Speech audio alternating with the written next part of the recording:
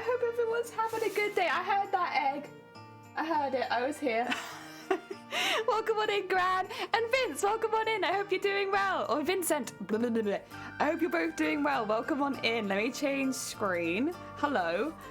We've got the work that we did last time pinned up behind us because it won't fit on the mannequin. It's fine. It's fine. We're used to it at this point. This is the last costume stream, or sewing stream specifically. Is the music a bit loud? Am I? Blah, blah, blah. The last sewing stream that we will ever do in this house, which is quite something, honestly. Quite something. Echo, good morning. And Cthulhu, morning lurk. Thank you so much for the lurk, Cthulhu. I hope you're having a good day. Ah, dear. Yeah, we've been streaming. The whole time I've been streaming, I've lived here. We started streaming right after the first lockdown started here in the UK. And I have been in this house ever since because we moved here the first day of lockdown. And yeah, so I've done, I don't know how many costumes I've made in this house. I could probably find out, honestly. It wouldn't be too difficult. I don't post on Instagram that much. I could probably scroll back just like a teeny tiny bit. I'm actually curious for myself now. Of course, there was Mateus, which I spent so long on. We made loads and loads of bras as well. So it was Nico from League of Legends. And then, oh, actually, this might be all of them. There we go. That makes it easy. Amelia from ReZero, Pumpkaboo. We had Garbador, we had Corvusquire, we had Wooloo, we had Celeste, and we had Shinotic. I made 9 costumes in this house. Oh dear. It was honestly so much fun making them all. I technically probably made more than that, but very small costumes, whereas those are like the proper costumes I finished. Ah, duh. You don't oh. 1 post per costume. Yeah, I really don't post a lot on Instagram. I'm getting better at Twitter. I need to also get better at Instagram too, to be honest. I just feel weird. Like, I would like to show my making process, but only when the making process part of it is done. So I'm pretty bad with photos. I also don't really like having photos taken of myself, so that definitely like, woo, as far as Instagram goes. Thankfully in the next house we should actually have some space to take photos without going out in public, which will be good. And we have a garage, but we don't have a car, so we'll probably just be using the garage for photo shoot stuff. So that works out really well. We'll have some space for that. Has a whip Insta and a finished Insta, but that seems like too much hard work. I'd forget the password to one of them. Yeah. Eventually it would become just a blur account because I would forget my password, and that'd be that. Steve-L! I see Teifling did win. It did win. So we've made the bodysuit for it, which is just behind me. It's got a pin on it because right now I haven't put any of the details for the chest. So just to hold it in the shape that it will end up being in. This is our bodysuit. Today we're going to be making some of the drapes that come off the belt. There are some things I would like to do with it, which means we might actually continue working on the costume a little longer, depending on if I can find where I've packed my paints. I've packed all of my sewing paints away. If I can't find them, then this will be the last cosplay session before we move. But we are moving next Thursday, so in under a week. Now, I will be taking a few days off around the move. I think that makes sense. Wednesday, I won't be streaming next week, nor Thursday, nor Friday. We'll see after that. It will basically be Shiny's going to the new house to unpack there and to get the walls painted and stuff like that. I'm staying here to clean this house so that we can get our deposit back. So depending on how long the cleaning takes, I don't really anticipate it taking more than a day, to be honest. Like, we haven't mucked anything up that much. But depending on how long that takes is how long the break will be. I think it will be about 3 days. The day before we move, the day of the move, and the day after for me to stay here and clean. I think that's going to be what happens. The other thing is, this is more for this stream, at about 12 o'clock, I will need to take just a really brief break. I'm still having to chase up my documents for jury service and the fact that I won't really be well enough to do 10 days in a row, funnily enough. So I'm having to chase that up because otherwise they're going to fine me. And I can't remember if it's a £100 or £500 fine, but it's whatever it is, I can't afford it. So We're chasing that up right now. Sky, welcome on in. I hope you're having a good day. Awesome. Butt flap. No butt flap. Butt flap out. Awesome, Robert. I hope you're having a good day. Welcome on in. Dear. I found your boots, though, in the carton box behind me. Yeah. There they are. My boots. No, I think I must have ordered something for boots at some point, but it gave me a really good box, so I kept the box because I knew we were going to move. But that's kind of been our philosophy for the last few months. It's like, they sent us a good box, we keep it. And then I will move with it. I think the boots box right now has all of the beads and sequins that I used on Mateus in it specifically. So all the stuff from that, because that was separate from the rest of my beads and sequin collection. So that's all Mateus's beads and sequins in that box. That was a nice chat. Thank you. I got this from the first ever MCM convention I went to when I was like 16. And I have kept it. Dear. Did the community vote on the Lacquer streams? No, but that's just life, the way they grind. Like, what am I gonna do? Stream with no internet? I don't think so. Yeah, because the internet is being cut here on the Wednesday or the Thursday next week. So it timed pretty well, honestly, so we didn't have to pay anything extra. I can't remember if it's the day before or if it is actually the day of. But yeah, we won't have any internet. That's another thing. If I'm not very responsive for a few days, that's why I don't have internet. Sounds to me like you aren't trying hard enough. Wow. Wow. Listen, you want to come move house for me? Come over here. We could always use more helping hands. Come move for me. Or actually, even better, come clean my house. Right now, the Hoover is broken and we're waiting for a replacement part, so it's kind of a job. But like, hey, if you want to come and clean my house, I can't give you anything. You could come do it. You're going to Warhammer World on Friday. Quit Warhammer World. Come clean my house. Priorities, Gran. Come on. You said you want me to get back to streaming. That means I need help off. I got 3 weeks off. Oh, nice. Also, I forgot to ask Steve, but how is your hand doing? Is it any better? I haven't mentioned it for a while. I hope that the feeling has come back a little bit.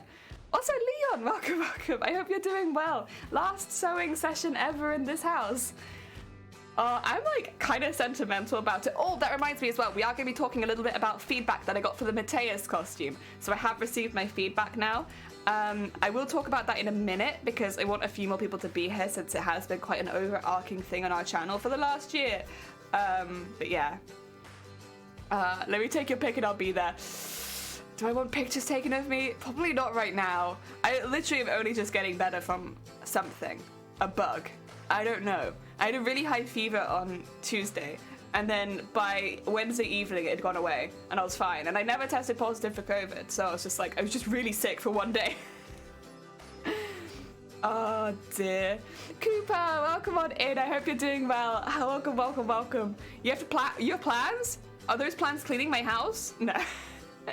Glad, enjoy the rest of your day. I hope that it goes well. Remembered, well, it was my finger and I can still bend the tip, and I have a bit of feeling in the tip, but it's a very dull feeling. Have you heard anything from the doctors about like long term? I guess if you can move it though, that's a really good thing, right?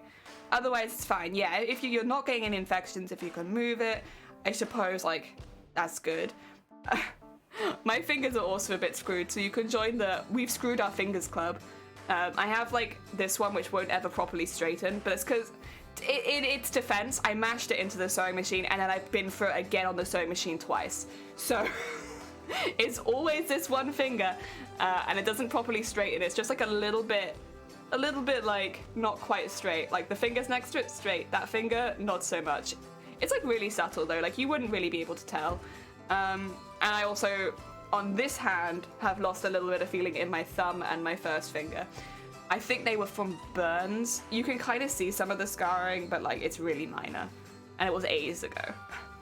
So welcome to the We've Screwed Our Hands Club. Just a little bit.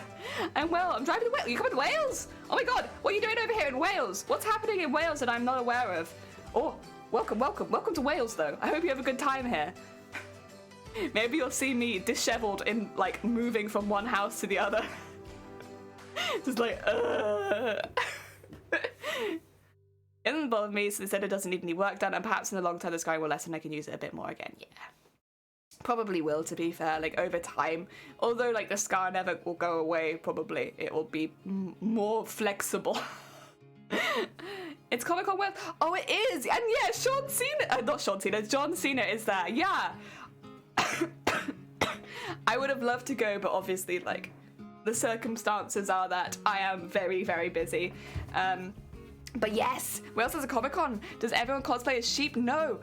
There are some fantastic cosplayers in Wales. Like, Wales has, like, I want to say, maybe I'm a bit biased, but, like, some of the best cosplayers. Like, Wales is, considering how small Wales is next to the rest of the UK, Wales's cosplay scene is active. There are some big cosplayers in Wales, and when you go to conventions, you'll see them. You'll see them. They probably won't always be in the competitions, because I know some of them enter more like... Actually, some of the people that I competed with last time in championships for cosplay are the judges now for the Wales Comic-Con cosplay competition. Yeah, so that's cool. I at least, like, for I would have loved to have gone and seen them and been like, hi, it's been a while, COVID, am I right?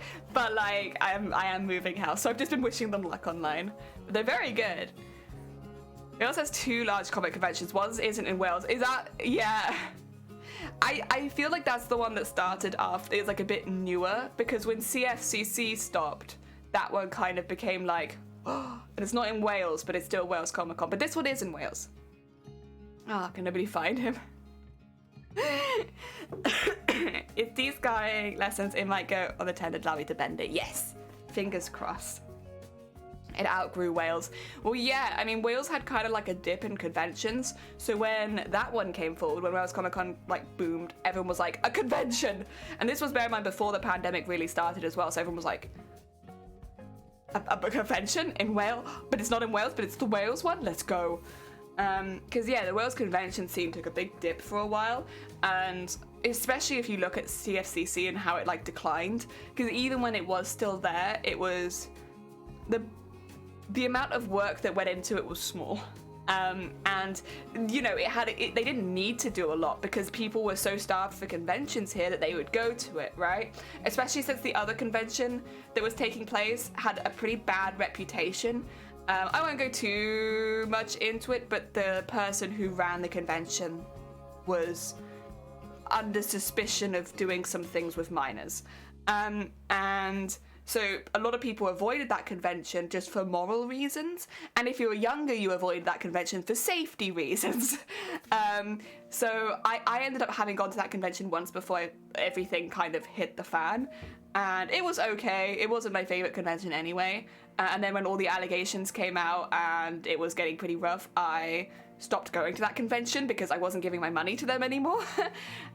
So there was only one convention that you could go to. And a lot of people had that same situation where it's like, well, I don't want to support this convention, so I guess there's only one convention now. And that was CFCC. And the effort levels in CFCC were just like... Like, the main attraction once was a truck with a bumper sticker. And like, it was on all the promotional art. When you came in, there was just a truck there with a bumper sticker on it, and you were meant to take photos next to it. And it was really, I remember that. I think a lot of people remember that as their last CFCC. I did go to one after that, but I think a lot of people remember that one as their last CFCC because it was like, oh, that's so bad. And we are paying like 50 quid to see a truck with a bumper sticker. Like, I don't think so. They also didn't try very hard with the guests. The guests that they had were very committed, and they would come year after year. They were really sweet. But they never really went for any new guests. It was always the same people, which means if you'd been once, you'd been every time. So it was more used as like a social gathering for like people that liked certain things rather than the convention it was meant to be. And then now there's 2 Comic Cons in Wales that put a lot more effort into it. It's like, yes, and there's no CFCC. So yeah, that's the history of conventions here. There's some good stuff now.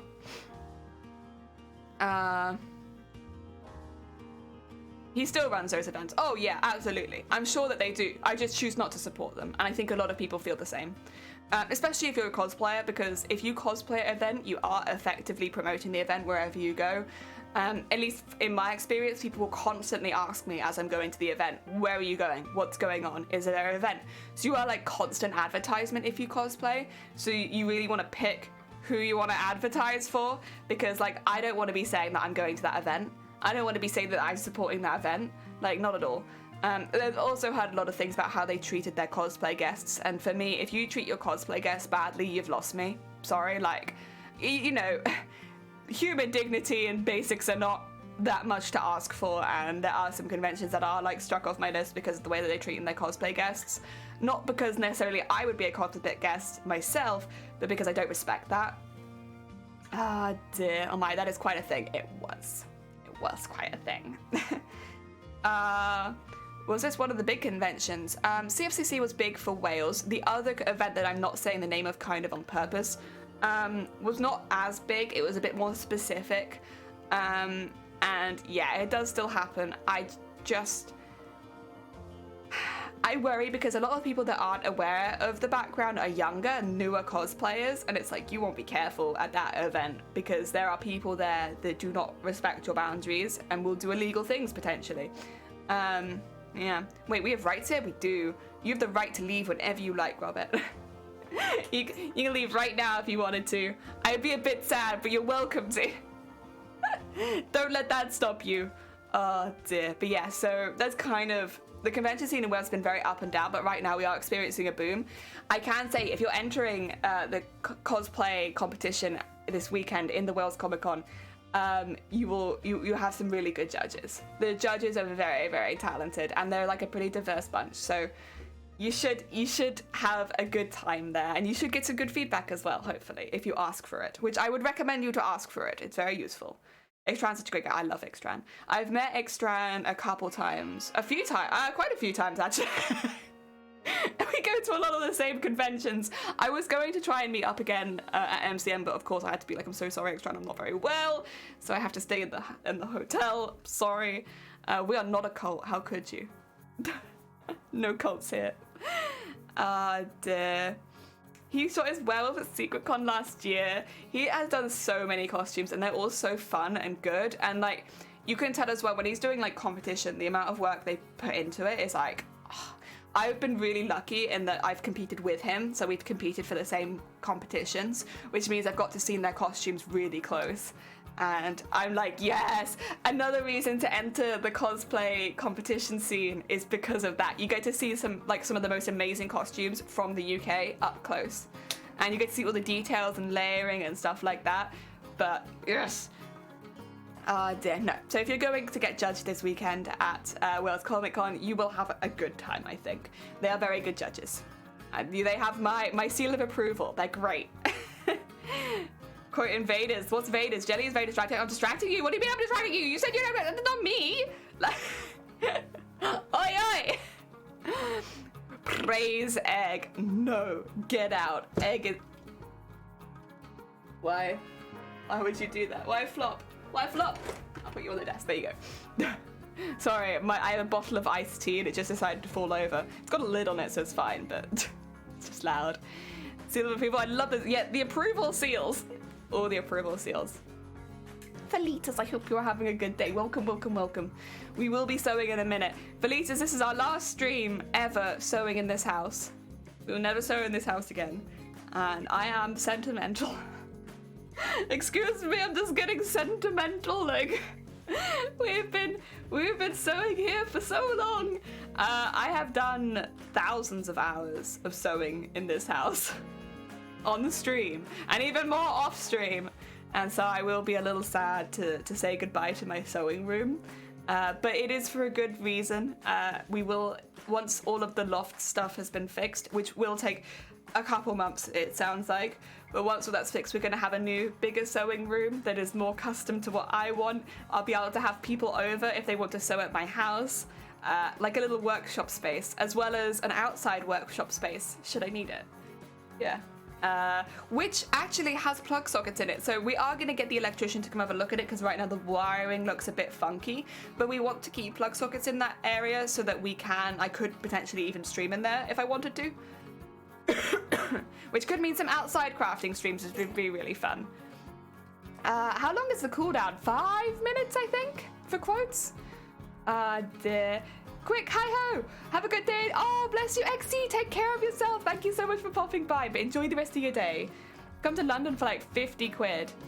I'm okay. You know, I'm okay. I've literally just bought a house in Wales. I think I might move into that. Dear Valdo, welcome on in. I hope you're doing well. I'm making vegan mousse. Oh, mousse of chocolate at the moment. Very exciting. Always did the non-vegan variant. Ooh. I think vegan mousse is meant to be really heckin' good. Sounds fun. Sounds very fun. Yeah, we'll be moving all our stuff over on Thursday next week. As I mentioned earlier, I will be taking Wednesday, Thursday, and Friday off next week at least, just because this is the biggest move I've ever made. I've never had such a big house move before, and I want to give myself proper time to set up. In fact, when we do get to the house, probably the first stream we do will actually be setting up the space, because I will be sitting in the living room for the next couple months. So I'll be streaming from the living room. Or, I'm so sorry, Valdo, if possible, could we only have English in the chat just so we can moderate it? Thank you. But yeah. What was I saying? Oh yeah, the first stream will probably be that we set up the space. It won't be a permanent space, but it'll be a space in the living room where I can just be. There might also be having to be some painting happening behind me, because as you might have seen from my Twitter post, we're a little bit behind on the painting. Just a little bit. Ah, dear. Mousse cake is the most infuriating thing. Excited to have some cake, then get a big mouthful of shaving cream. You mean you don't like that? That's my favorite. I like that. That's the best.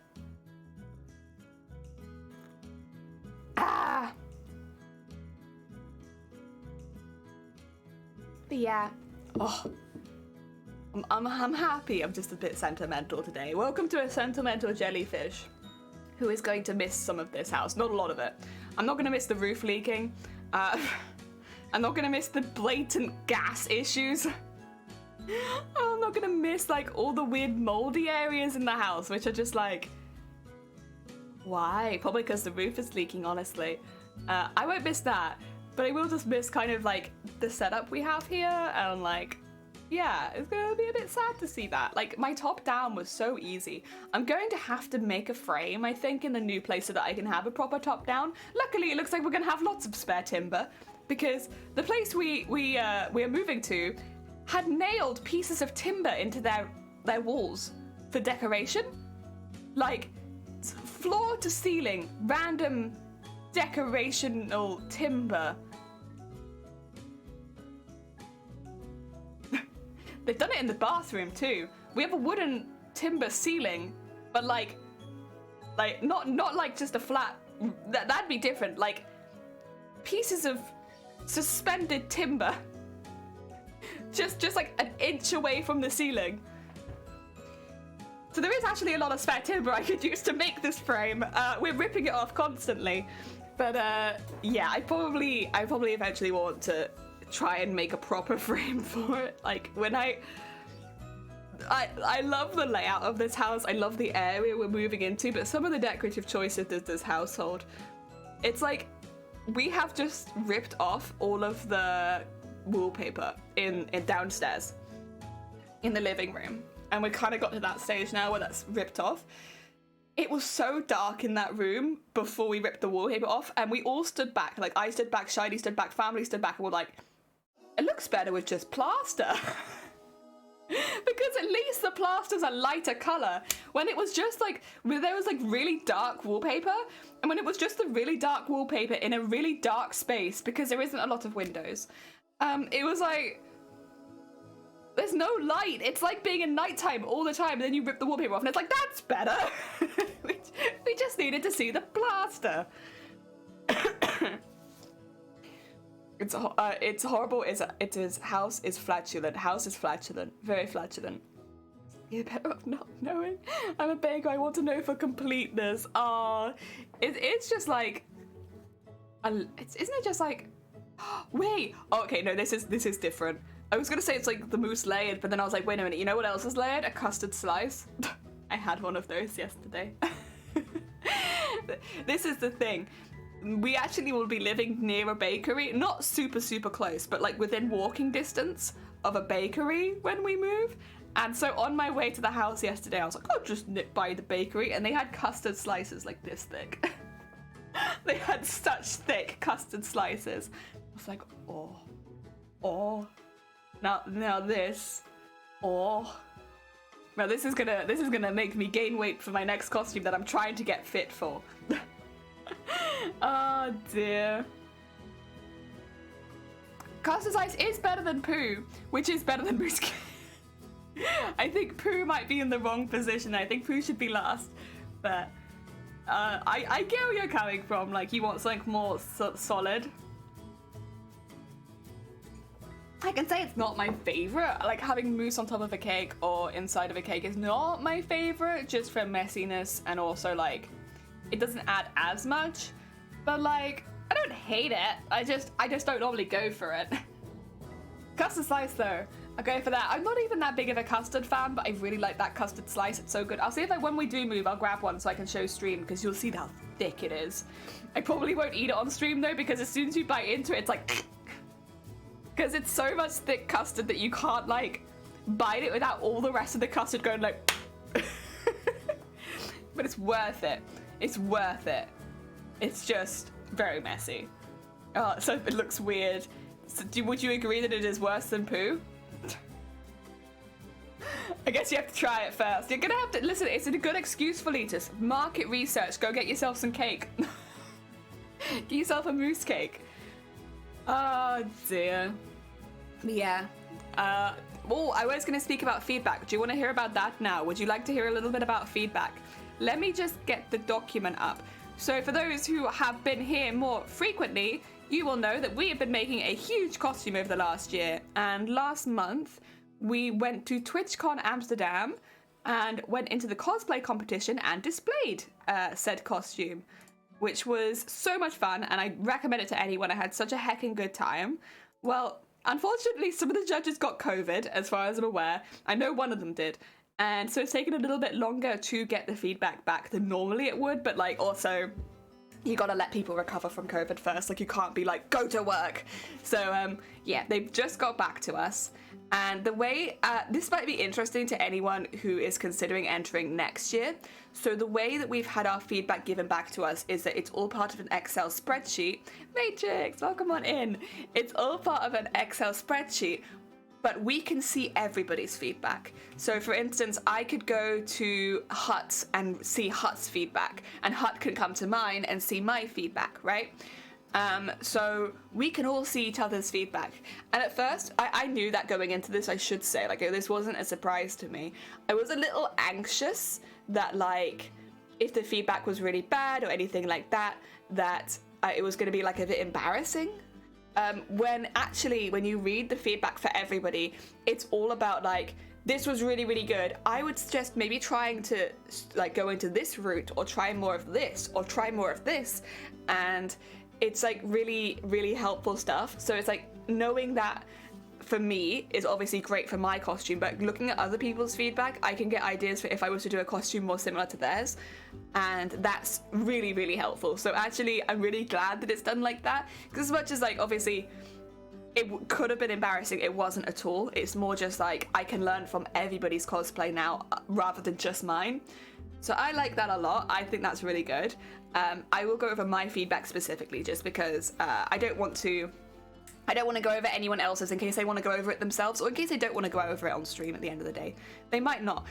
What I will say is, I think, once again, I did, to be fair, kind of blasé over it, because I didn't really want to go into detail about it. They asked why I'd done all the beading the way that I had, rather than using a sewing machine or stuff like that, and I told them because I'm disabled, there are things that I can't do very frequently, and since this was a really large undertaking, I chose to utilize skills that I could do on more of a daily basis, hence the embroidery, beading and stuff like that, and I kind of kept it there.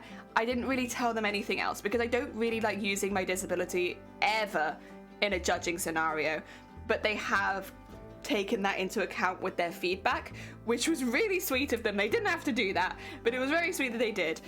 Just as a heads up, that's what I said during the judging. So they knew that I had some sort of disability. They didn't necessarily know what it was or what was going on, which is why there's been a little bit of confusion. So they've split it into positive feedback and areas to improve. We'll go over the positive feedback first, which was, I'm in awe that you found a way to work with this and your disability. You're amazing and a true sign that cosplay is for everyone. That was my positive feedback. And honestly, Heck yeah. My main goals with this was to show that cosplay was for everyone, and that you could approach things in a different way and still get into a cosplay competition and compete on the same stage as everybody else.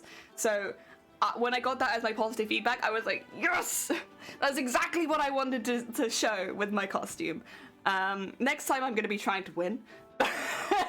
But this time, I'm really pleased because that was like it was one of the few main goals that I had, other than like keeping it very cheap and accessible and stuff like that. Most of my goals were accomplished before I even went to the convention, but when I got that feedback, I was like, yes! That is what I wanted. That's what I wanted to do. As far as my areas to improve, they've been really nice about it. They didn't have to be this nice. I'm British, I can take it. But they said, please take this with a pinch of salt because I understand that you cannot always operate machinery. I'm unsure if there's an alternative way to do it without it, so I hope this will be understandable. Because the fabric you have used is quite sheer, under lighting it can hide some of the depth that you have worked really hard on, like the scales. I would suggest to slightly airbrush around the scales with a darker colour to bring the depth back in. However, I understand that operating machinery is difficult, so perhaps test run some of this with dry brushing. It definitely doesn't need to be a lot, just enough to put some depth back in. Which I am so glad I got that feedback before starting the next costume, where I use a very similar fabric for a lot of it. I as far as I'm aware, airbrushes don't get particularly hot, so while there might be some days where I won't be as accurate with it, it should never be a danger to me to use an airbrush, and I actually already own one. I've just never set up a space to use it. So that shouldn't actually be a problem for me. Like, I can actually do that. Not only can I do it, I have done painting in costumes before. I never really occurred to me to do it in this one. So, but when they said it, it did make a lot of sense. Because I use such a bright, shiny fabric, it does lose its depth under a light, and I never really thought about it. But when I look back at it, I was like, you know what? You're right. Like, it does lose its depth, and then it doesn't highlight the areas I necessarily want it to highlight. So I could use an airbrush, absolutely I could. I just need to set up a space to do it. I do that in the new house, so that's fine. I could have done it here, never did. Never even thought of it, honestly. So when I got that as feedback, I was like, first of all, they were really sweet to like give me an alternative to if I couldn't use it as a machine for dry brushing and stuff like that. That's actually what I did before I owned an airbrush. I did everything with dry brushing. Or I would completely soak the fabric and then ever so slightly start adding, that's mainly what I did actually. I would completely soak the fabric, put it on a towel, and then slightly like start adding colour around the side. That's what I did with the Salvari costume, because all of that's painted. And I would like really highlight areas for more of like the leaves and stuff like that, but then all of the big leaves on the skirt, they just had little bits around the edge, and some of them I would completely like use fabric paint to dye a slightly different, more greeny colour, but it was like all fabric paint the whole time. The entire costume for the Safari is made out of one piece of fabric that I've dyed with paint. So I've done it before, I just don't know why it didn't like occur to me. I think because it was more of a polyester fabric, and most of the paints I've had up to this point work better on cottons, so it probably never just occurred because I was like, polyester things that I do, cotton things that I do, and I just didn't think that I should go over that line. But there are definitely paints I could use on the fabric, I just didn't think of it. Because I'm going to be doing the molded as part of the costume next time, and they are kind of like a shiny sort of wet looking. I've actually got some samples hopefully arriving today, which if they do I'll show you on stream, but hopefully arriving today that I can kind of have a look through and make a decision on which I want to use. But I would have made the same error again if I hadn't have got that feedback to say, like, you know, with these kind of fabrics you want to add depth back in so that the proper parts shine. Especially for the molded, it would be even worse maybe, because I really want it to look wet. I want there to be like shiny rims on parts of it, and so by painting into the creases, which I'll be honest, a lot of it probably will have to be painted rather than airbrushed, not because the feedback was bad, but because in this particular case it's one very big piece with lines down it, and the lines are going to be so thin that it would be a little difficult to airbrush it, I guess, accurately without covering the whole thing, which I don't want to do. But there will be areas where I will be able to airbrush it and probably be much quicker. So yeah, that was my feedback. That's the feedback that I got for my costume, and I honestly couldn't, that's not even what I thought they were going to feedback me for. I thought they were going to feedback me that I didn't use enough techniques. And I guess technically this is another technique that I could use, but I was thinking more like that I wasn't using as many techniques as the winners, like as far as like 3D printing, as far as foam work, as far as like different ways of using fabric, that I did stick very much within my, you know, embroidery and beading, and I didn't really leave that. That's what I thought my feedback was going to be. And so when I got this, I was like, oh, that's not, I hadn't even thought of that. That's why feedback's so useful, right? Because you get stuff that you never even thought of from a different perspective, and especially when you get it from judges, you're getting it from like someone who really knows what they're doing, and so it's very valuable feedback, and you can tell with how I'm reacting, like it's like what I can use immediately. And also I've looked through other people's feedback and been like, okay, that'd be kind of cool, maybe I'll do that. I mean, don't get me wrong, my own feedback was the most useful for me, but I did enjoy looking through other people's as well to see what the judges would have changed on their costumes, because again, it wasn't necessarily what I would have thought of. I'm not going to go through anybody else's costume because again, I don't think that's really fair, nor do I feel very comfortable doing that. But I'd say just, again, check out the other people that are streaming. I know Diane's been streaming a lot. I expect Saoirse will be getting back to streaming soon. Sunkoi as well, I think, is getting back to streaming at the moment. I think they were streaming on Friday last week? I can't remember. But yeah, like go check them out because they will probably update you on their own feedback if that is of interest to you. Yes. Jello there. New intro where? I play technique. Yeah, so painting is technically a technique that I didn't use on this costume, but it was also one that I never even thought of. Like, that was not even in my wheelhouse of things that I thought I'd get feedback for. And so what I did, I was like, yes, I could use this, I could do this, because I'm more used to, and I guess it's because normally I don't have to explicitly mention that I'm disabled. I don't look disabled, and so like I have no visible disabilities for the most part. Like sometimes I have a slight face droop, but like we wouldn't think anything of it, right? So normally I don't have to announce that, but because with this previous costume, when they asked why I did it, there really was only one reason why I did it, and so it was either like lie, say that I don't want to tell them, which is a weird thing to say to a judge, or just very briefly explain that there are some things I can't do. So this is the first time in a cosplay competition I've had to explicitly say that I was disabled. Not that that's a bad thing, because at the end of the day that was pretty unavoidable considering the goals we had with this costume. But normally I'd never mention it, so I've never had such tailored feedback before. Not that the feedback I've had previously has been bad, no. The feedback I've had previously has been very helpful as well. But in this case, like, it was really sweet of them to consider it. Like, they didn't have to. Honestly, I would have been fine if they hadn't.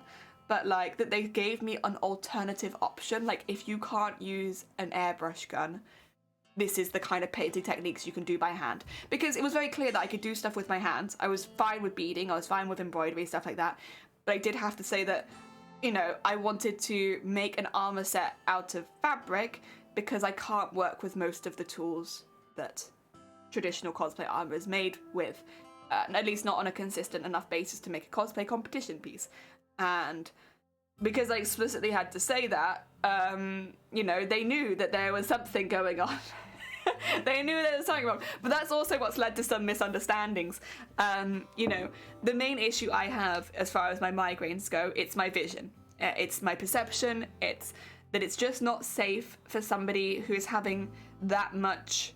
I don't really like using the term brain fog because it's not quite brain fog. It's more just like, it's like visual fog. Like I can't really see. But like also the fact that my brain isn't working to keep me safe, that I won't always notice as well if I'm hurting myself until after my migraine has stopped. So stuff like that, it's just not really safe for me to be using those kind of tools. It is a little complicated because unless you have migraines every single day, you wouldn't necessarily understand. The best I can explain is in the middle of having a migraine, would you want to use power tools? And I think most people would say no. I think most people would say, no, that's not safe.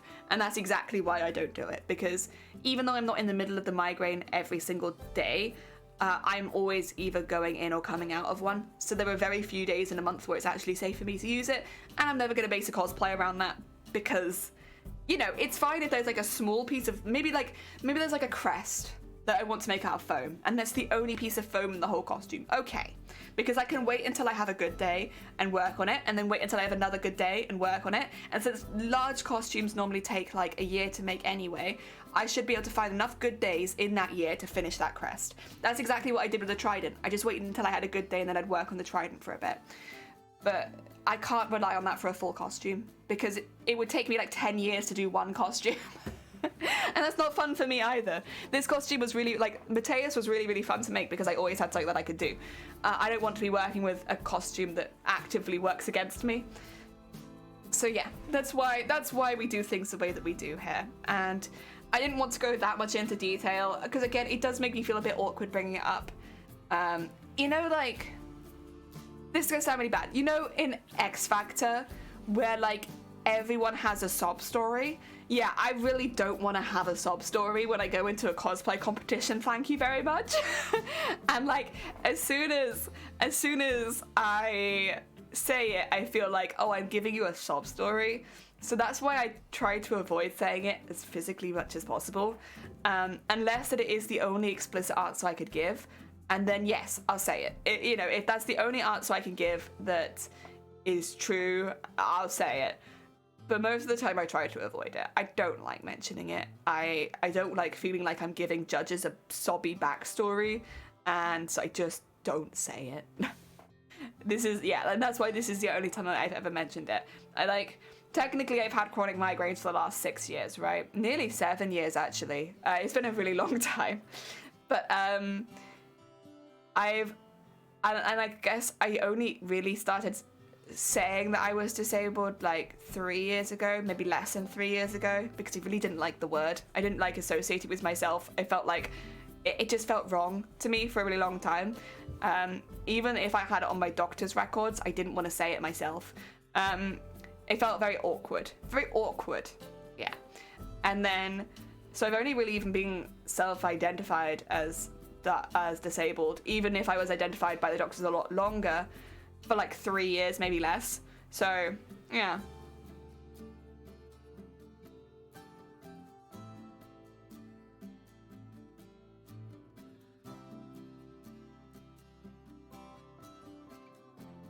Grobbit, do you know that my granddad died a few weeks ago? Like, I'm gonna assume maybe you were not aware. Because that's quite the joke to make so soon. Oh dear. It's alright, we give you the benefit of the doubt. I don't think you're being malicious, you're a good bean. I was just like, no, I didn't say that. But I did get to show him a picture of my costume before he passed away. So that was nice. I would have liked to have shown him it on stage, because he did pass away a week or so before TwitchCon. Yeah. I would have loved to have been able to show it to him on stage, but that's how it is. Yeah. And I know that he probably saw it anyway. Like, I think if he had anywhere to go on that day, he would have been there with me. Listen, my family is important and everything like that, but that was my day. You can go see them later. Dear, too soon, comment too soon. I didn't know. It's okay. I've tried. To be fair, I have only really explicitly talked about it once, because it's not something that I really want as a recurring theme. Funnily enough. You're fine. Do not worry. Dear. You know, actually, I don't think you were here. The reason that I said it is because I was having somebody coming into my chat and explicitly constantly asking me. I think they knew. Basically, I think they knew that it was probably one of my grandparents that had died, but I hadn't at that point said. I just said I'd lost somebody close to me and I was going to take a bit of a break from streaming for a week or so. And I know that it's close to the competition, but like, it is what it is, right? And somebody kept coming into the chat and asking questions, very weird questions about grandparents. Yeah, and that's why I ended up having to say, like, it was my granddad. If you keep saying this, I will ban you. I know that you're asking these probing questions because you want to know who it is. And yeah, people on Twitch, man, I would say, by the way, Grobbit, this isn't you. I know this isn't you. You're like a very, as much as you're a troll, you're a very sweet bean troll. But there were people coming in, and I don't know why. Like, why you would ever go to someone who's grieving and ask some weirdly probing questions. Like, Twitch is a weird place, man. People are very rude. Yeah, like it was like specifically, it felt like with the intent to try to make me emotional. And I'm like, I'm not gonna give you your clip. Like, you're just gonna get banned. I had to ban a few people who were just trying to make a spectacle out of me being emotional. And it's like, yeah, you know what? I was really sad. Like a normal human being. Why is there any reason to come in and do that? How rude can one be just for the tea? Yeah, it was like, it felt like they were saying it just to try to make me upset. And it's like, I am upset, obviously. Like, what? Oh dear. Oh, speaking of, okay, this is completely different. I scared some kids on the bus yesterday. This is kind of a tangent, but I'll bring it back round to why I didn't really feel too bad doing it. Because like, no, we just like the tea over here, just tea over here. Speaking of tea, actually, there is something I want to send someone that is a bit tea-ish, but I'm not going to bring it up on stream because it feels a bit wrong. But there is some background stuff happening that I'm like, you would enjoy this. What was I going to say? Oh yeah, I scared some kids on the bus yesterday. Basically, I was waiting around for my bus with everybody else, and there was like someone vaping off to one side. There was a girl in front of me on her phone, and there was like an elderly woman who was sitting down. Every now and again would go check the times, then go back to sit down, right? And then there were these two kids. I would like to estimate they were probably around 11 or 12 years old, so still pretty young. They were probably just about to go to secondary school next year. If I had to guess the kind of age, they were either the oldest in primary school or the youngest in secondary school. I can't say some of the words they were saying because, first of all, I don't agree with them, but I would get banned on Twitch for using slurs. I would get banned on Twitch for probably using, I think, can you say the C word? It's not really a big thing so much over here, but I know in America they really don't like it. Basically, the stuff they were saying would get me banned on Twitch. And they were like 10, 11, 12 years old. So that's the start. But at the end of the day, they're not my kids. Like, you know, so if they're going to be saying that stuff, someone will beat them. They will get beaten up at some point, like, if you go around saying that stuff. But they're not my kids, so, like, that's their parents' job, right? Not mine. Also, Kat, thank you for the follow. Welcome to a heckin' story. And so they sat down after, like, they were yelling at some girls off in the distance for a while, which did kind of rub me the wrong way. But at the end of the day, like, you know, the girls left, which was the right thing to do, and they settled down. They sat next to this girl that was sat in front of me, right? And she initially just ignored them, which was the right thing to do. But after they started, like, prodding her and stuff like that, she kind of took her headphone out and was like, yes. And they were like, oh my god, where are you from? Because she had an accent. And she said she was from Ukraine. The questions they were asking her, like, they asked if her family had died, if she was evacuated from her family, did she know if her family was alive, were her family fighting in the war, did her family die in the war? And I was just there, like, I couldn't believe it. Like, yes, kids are inquisitive, especially young kids, but these kids were old enough to know that what they were saying was, like, very provoking. And bless her, this girl just powered through it. Like, she was like, yes, a lot of my family's still in Ukraine, you know, yada, yada, yada. But we are in contact, we're doing what we can. It's a hard situation. She was very mature about it, considering some of the questions these kids were saying. And then one of them, like, the gran had gone to go, the older lady had gone to go check the times, come back and sat down. What? This boy went to try and sit in that space, but the old lady got there first. And the things they were saying to this old lady, and I was shocked. Like, I was literally in so much shock to not even say anything. And I am the chatty person. I was like, I cannot believe you are saying this to her. Because she's clearly in, like, her 80s. Like, she's got a walking stick. Let her sit down. And they were saying stuff, once again, that I cannot say on Twitch because it would get me banned. Also, Fro, thank you for the heckin' posture check. Welcome on in. I am over the weathers, finally. So yeah, anyway, that was what it was like at the bus stop. Finally the bus came, and this woman separated, the old lady separated, like got away from these kids, and we all got on the bus. All right. They were swearing, they were yelling like slurs, they were screaming, they were running up and down the bus, and so we got to where I was near my stop, finally, and they were like trying to turn the lights off in the seats, so I stood up, looked them dead in the eye, said, "If you don't get out of the way, I can't get off the bus!" And the face of him just being like, I will say, I didn't say anything rude, I didn't swear, I made a very clear statement that if you don't get out of the way, I can't get off the bus. And, or did I say, if you don't get out of the way, I'll miss my stop. The look on his face. I don't normally like scaring kids, to be honest, that's not what I do, but I did enjoy myself with this one. I got right up in their space, and I said, if you don't get out of the way, I can't get off. I should listen. If they hadn't been such absolute assholes to everybody at the bus stop, like I can say some of the things they were saying. They were asking some of the. So there was a girl who had coloured hair that was younger than me. Me, they didn't approach at all. Probably because I looked like death, but they didn't come near me. And but they did approach a couple girls with coloured hair, and they asked them if they cut themselves. This was the kind of questions they were asking people. They called someone, they said someone was fat and ugly to their face.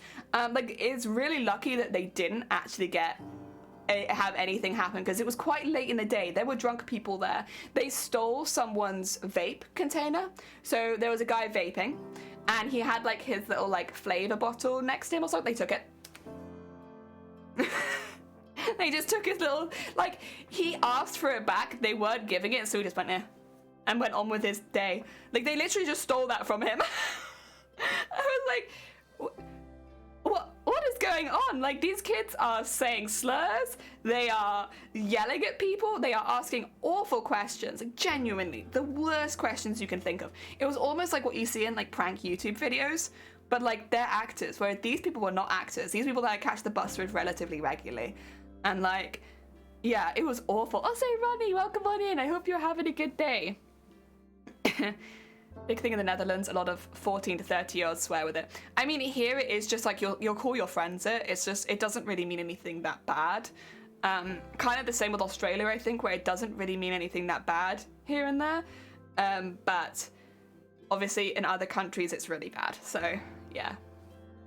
That wasn't the worst thing they were saying. The worst things they were saying were the questions they were asking people. When they were asking the Ukrainian girl if her family had died, or if she knew if her family were alive, and then when they were asking the other girls if they cut themselves.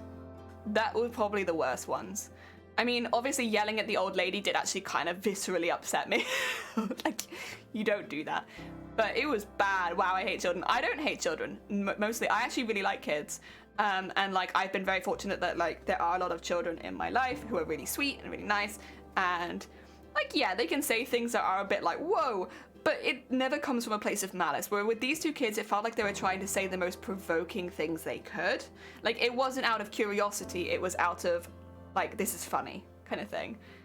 The sad part is there's a lot of kids like this. Oh, I'm sure there are. It was just, yeah, you know what? I didn't say anything bad. I wasn't going to say anything bad, because you never know if their family's around and stuff like that, and I'm not looking for confrontation, really. But I did say it in a... Well, the thing is as well, I have the excuse. I wear a mask. I have to speak loud enough that you can hear through the mask, right? But no, I did basically tell them to get out of my heckin' way. Because, yeah, listen, I don't want them anywhere near me. There were other kids on the bus which were much younger, and I genuinely felt bad for their parents, because their parents couldn't really say anything without becoming this target. But also, like, you're forcing kids to be exposed to things that they shouldn't necessarily have to be, just because their parents catch the bus.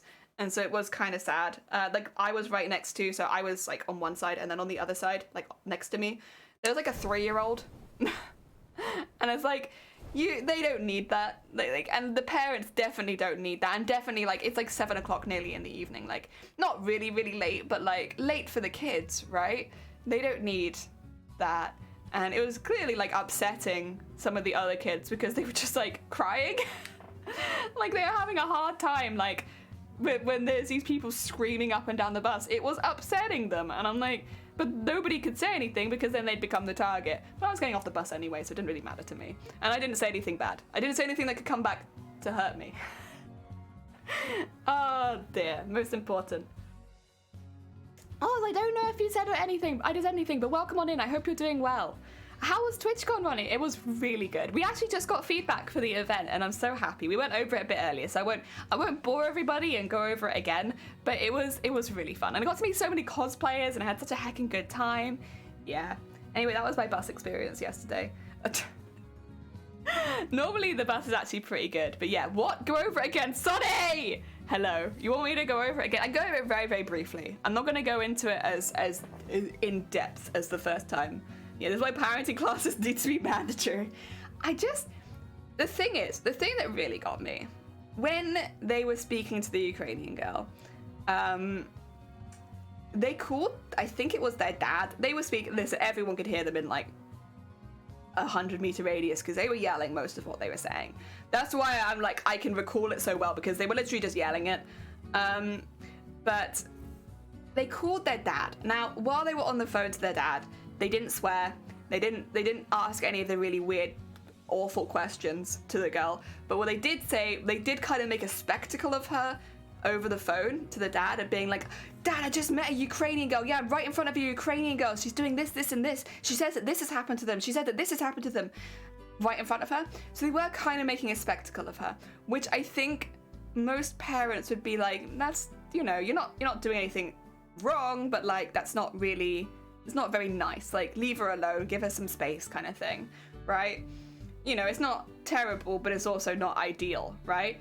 That's not what happened. They were absolutely like, it was awful. You could just tell the parent did not care. I feel kind of bad, honestly, but you know, it is what it is. Ah, dear. The ones to blame the children not being respectful to their parents, I totally agree with you. Oh yeah, oh yeah. And spoken to the dad.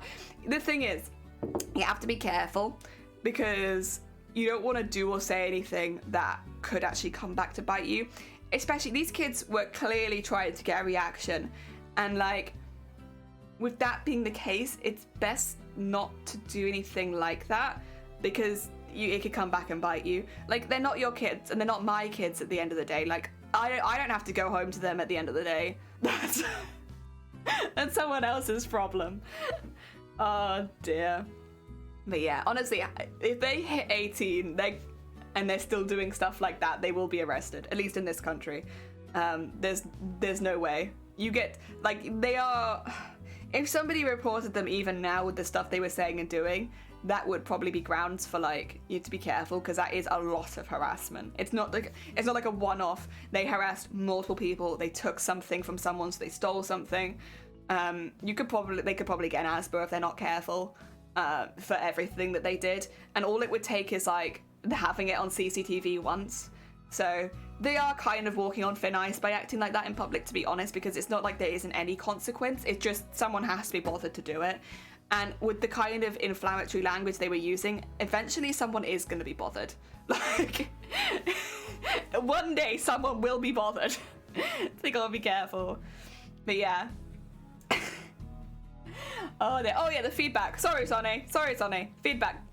Basically, my feedback was, it was really, really sweet. Really sweet. But they said, basically, because I used kind of like a sheer fabric, a brighter fabric, a fabric that shone under the light. When I was on stage, it didn't well highlight like the beading and the hard work that I'd put in. And it meant that actually it was kind of hidden because of the lights hitting the fabric, right? Which is true. I did use some very shiny fabrics. I literally used lame for half of it. And it was something that I'd never even thought of. Their suggestion is use an airbrush or dry brush or whatever to paint the edges a little bit more, to really highlight the beading in the areas of hard work. So for instance, around the edges of the scales, because there's no reason for them to hit the light. Add paint to that to prevent those bits hitting the light and draw the eye to the center of the scale. That was my feedback, and I never even thought of that. But I've gone back and watched it in the video and I'm like, yeah, that's good. that's good stuff. Oh, thank you for the egg.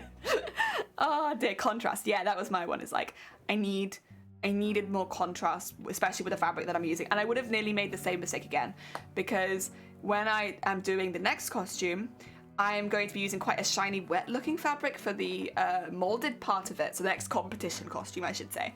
I'll be using a wettish-looking fabric, so it'll be very similar to the fabric that I used before. And I would have had exactly the same issue again, that I'd be putting beading and sequining and stuff like that into it. But what would really be shining under the light would be the wet look of the fabric, which means that I need to use like some darkening, I guess maybe it'll be black paint, but maybe like a dark grey, something like that, around the edges where I'm putting my beading and sequining so that it really highlights them. And I'm so glad I got that before. So Scott, welcome on in. I hope you're doing well. Welcome to the last sewing stream in this house ever today. I haven't done any sewing yet. How far are we into stream? I can't even see. Oh my God, are we over an hour into stream and I've not done any sewing? Jesus Christ. Why don't you stop me, guys? I've been just talking shit for an hour. Oh, I'm so sorry. I will start now just sewing. I'm so sorry, everyone. In 2022, one jellyfish, last sewing machine, the last sewing machine ever. Oh God damn it. Listen, I misspoke just a little tiny bit. Oh, no, it'll be the last sewing stream in this house. Once we move house, we'll be going back to sewing stream, of course, but until then, this is our last one, and I am very sentimental today because I've had a really good time sewing and sewing and crafting in this house on stream with everybody.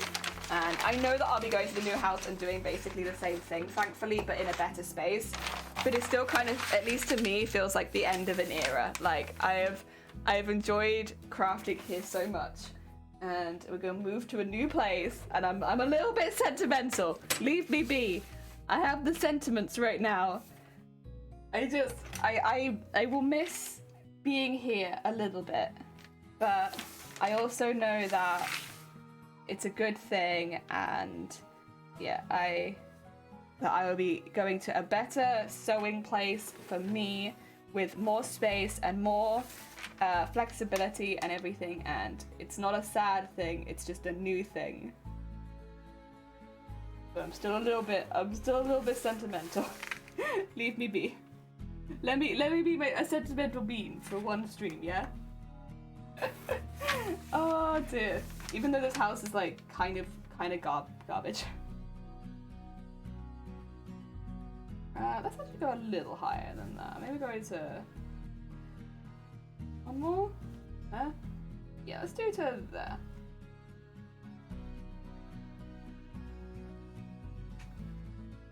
Okay. And then this one.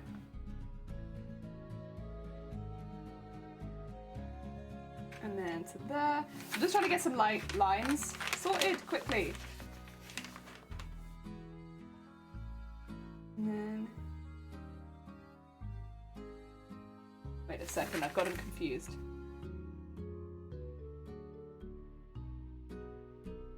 How? Oh, you know what? I'm not sure. That's okay. From here, it should be 12. So if I go to like here, just, yeah, sure. You know what? Fine. It's fine. And then how tall do I want it at the top? Probably not too tall. Probably like maybe 1.5 inches either side. Oh no, it's 2 inches. Professional. There we go, that'll do. A line. We have drawn a line. Good stuff. It is so hard near you. No. Follow comment earlier. No, you're fine, Grobbit. Honestly, don't worry too much about it. I thought I should mention it because I don't want to go down that line of talking for obvious reasons, but like not because I'm mad at you or anything like that. You're all good. There will always be mistakes like that, and it will happen. And I know that the people in this community never have bad intentions, so it's like you need to know so that it doesn't become a running gag for obvious reasons, but not because I'm upset at you personally. There we go.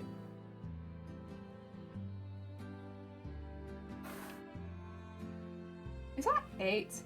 1, 2, 3, 4. 1, 2, 3. Yeah, it is. Okay, cool. Easy. Easy. So I want this to be a nice point at the bottom. This is what I'll be cutting into the fabric, by the way. This is going to be my skirt panels. Yes, yes. Oh, Nurse, thank you so much. Did you see it? We just got our feedback, actually. So we've been talking about that. And honestly, I hope everyone is as happy with their feedback as I am. Because I got my feedback and I was like, yes, I can do this. This is a thing that I can actively do. And I'm so used to getting feedback where I'm like, I can kind of do that, but not quite. Or I can sort of do this, but I'd have to alter it like this. Whereas this time I got feedback and I'm like, yes, I can absolutely do this feedback. And not only yes, that I can absolutely do the feedback, but actually I need to do that straight away. I cannot rest on this feedback. This is feedback that the next costume competition actually needs. So I got very lucky and very happy. Oh dear. I hope everybody is as happy with their feedback. I think they will be. It was pretty damn good feedback. Because we could read everyone's. So. Oh dear. I won't leave you. I shower you of love. Oh god. Yes, Grubbit, if you want. We watch it together. You're both gonna watch me just being emotional over this being the last sewing stream. Freaking amazing. Oh wait, really? Thank you so much, Nurse. Honestly, so we made a lot of it on stream and it was such a relaxing costume to make. I've had a lot of people saying that it sounded like a horrible costume. It was like, not in a bad way, but like, you know, it must have been like so grueling and stuff like that. But because it's work that you can just sit in bed and do, like, you wake up in the morning and you fancy doing a bit of beading, there you go. You in the evening watching television, there you go. It's like, it's a slow process, but it was so relaxing. Like, I always had something where I could lean back on and be like, heck yeah. Nice little relaxing costume. I liked it a lot. Would recommend to anyone. In fact, I have to actually ask Cthulhu when I see them. I know they mentioned that they were going to make embroidery a big part of the costume. I wonder, because they said they said, I hope it's okay if I copy you, and I was like, yes, please. That'd be amazing. Do it. But I wonder if that means they're just going to use a lot of embroidery as part of their design, or if they're actually going to make embroidered armor. Because, listen, if somebody else makes embroidered armor, I want to see it. Because I know that there are ways I could have improved mine, and I'd like to see how other people do it. How long are you planning to stream a day? Echo! I am planning to actually do... So I want to get the panels made for this part of the skirt, and so that I can move with that rather than the big chunk of fabric. So we'll get the panels finished, and then we're going to be playing some Animal Crossing, because I actually have I don't know if you can hear it. I have my Switch set up so that we can play some Animal Crossing. So we will get our skirt panels done, and then we're going to chill with some Animal Crossing for a bit. Yeah, it's gonna be very relaxing. Should I start a new island? It's been a really long time since I played it, so should I start a new island? I loaded it in yesterday and cleared up some of the weeds, and I got rid of the cockroaches in my house. But like, we could start a new island again. Listen, it'd only be like my 5th island. That's not too bad, right? Oh dear. Here we are. During the time that I was away, one of my villagers moved out, which, fair enough, you know, I hadn't been there for like 4 months. You know, you want to move out? You're all good. I won't take it personally. But I had like a hole, so I went quickly to go grab another villager, and the first villager I came across was that cat that everybody likes. I think his name's Raymond. So now I have Raymond on this island. I don't really know that if I wanted Raymond particularly, but I have them. So that's... There we go. I got that cat that everybody talks about. I've been doing good. I'm glad to hear it. Heck yeah. Out of interest, I might be being ignorant here. Do you do cosplay, Nurse? Or nah, not really. Or... Because if so, get ready to have TwitchCon cosplay advertised to you. Up the yazoo. It's a dangerous question. Consider your answer. You have a little bit. Well, listen. If you're ever interested in a cosplay competition, TwitchCon treats you really good. Like, oh god. Oh, I have to answer this. I'm so sorry. 2 seconds.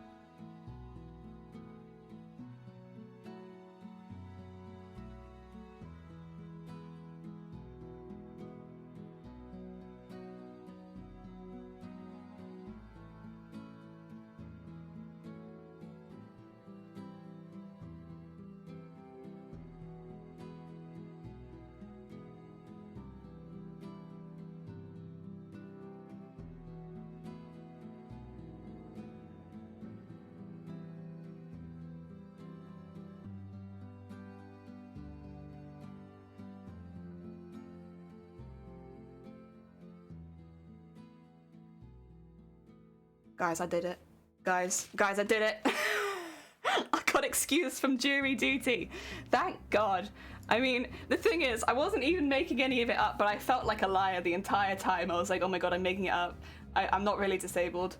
It's a fake. It's all fake. I don't have any documents. It's all fake. We got it. It's just, I still need to get an extra like long-term one for the doctor because my prognosis is not that I'll be better in the next year. Although fingers crossed to next year, that would be great. But like, yeah, I still need to get that to them. But they've excused me for now. Thank God. I was honestly, I can't tell you how much I was panicking because I was like, they were like, we have, you need to send in this, and this, and I was like, okay, I can get it, but everything takes at least 48 hours, and some of them take up to 3 weeks. I'm not lying, it's true. All of this has happened, but I need to get all that, and they just told me as well that I don't have to get the paid for document, which thank you. There is a document you can get from your doctors in the UK. Which basically is a comprehensive history of your diagnosis, medications, and prognosis. But it takes 3 weeks to get to you, and it costs like 30 quid. It's not too bad, and honestly, I probably should get that for myself at some point just so I have it to hand. But I don't want to spend 30 quid. I'm a cheap person, and I don't want to spend that money if I absolutely didn't have to. So they've told me I don't have to, and I'm very happy because, also because I've had to like, oh, I've made it too long, have I? Oh, yes, I have. I need to do it this way around so that I get the right number, but it looks like I'm gonna have to shorten it a little bit. But you know what? That's fine, because I actually held this up against myself, and the length of this fabric is long enough. So let's fold it there, maybe. Excuse me. I haven't done Yazoo and Yonks. What's Yazoo? Isn't that like a milkshake? Or am I getting confused? Is Yazoo not a milkshake?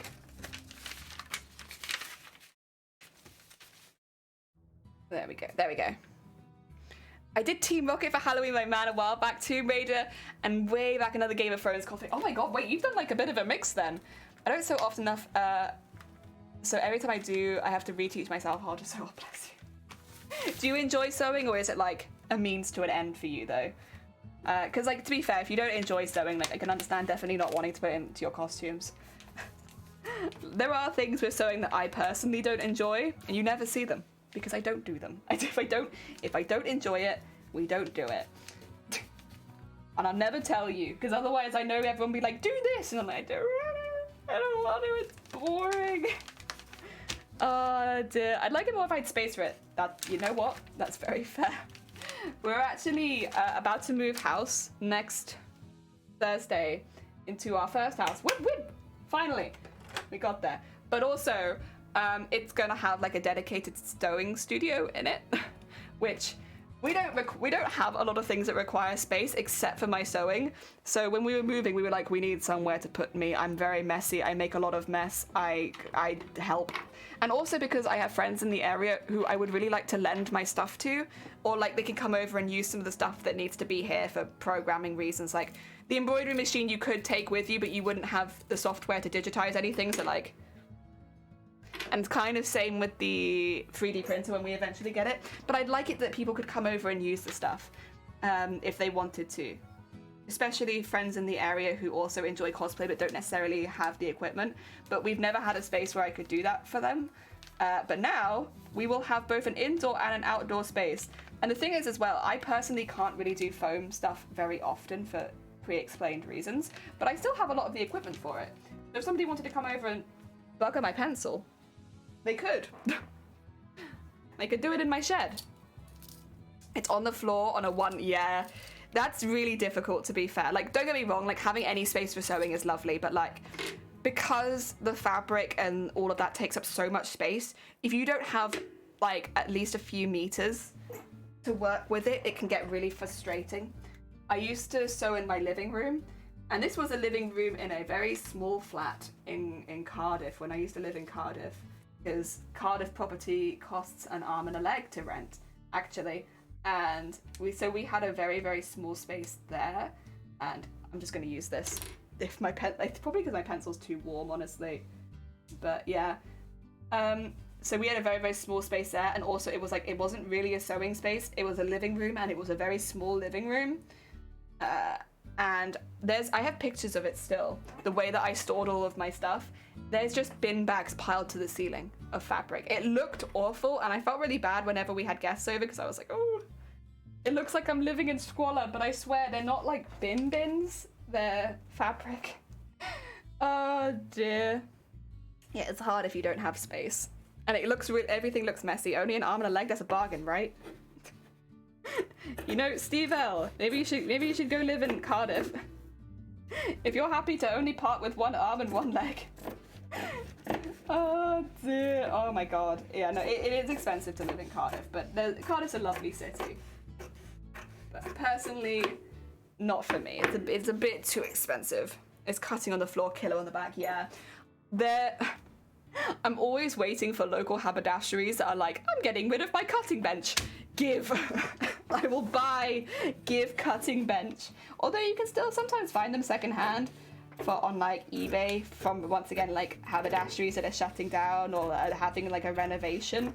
And I'm always keeping an eye. They're normally still several hundred quid, but if you were to buy it first hand, they would be several thousand quid. So you're basically getting a steal. I haven't found one yet though that is within my budget and space. That's the other thing, is they take up a lot of space, but I would love one so much. Listen, we can use it as a dining table most of the time. A very large dining table.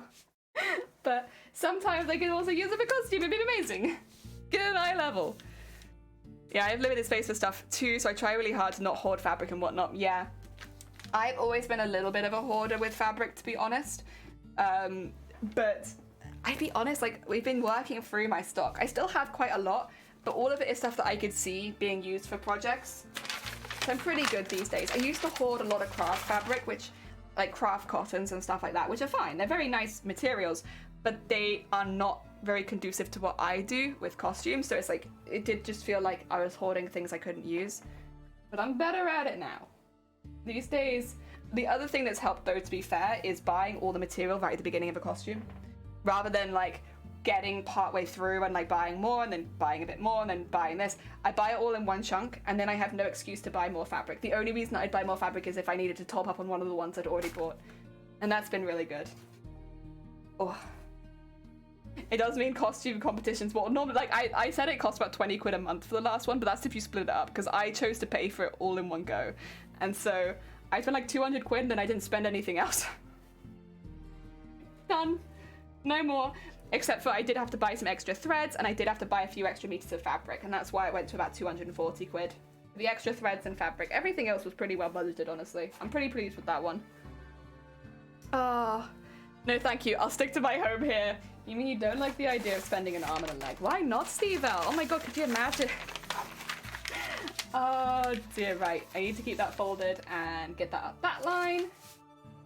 Yep. All the way down to there. The reason I'm cutting it like this is because there's stripes along this fabric. It's a silk dupion, but I got this from Amsterdam, and the only reason I picked this up was because it was on sale, and I was like, I could use this in a D&D costume, and we're about to make a D&D costume.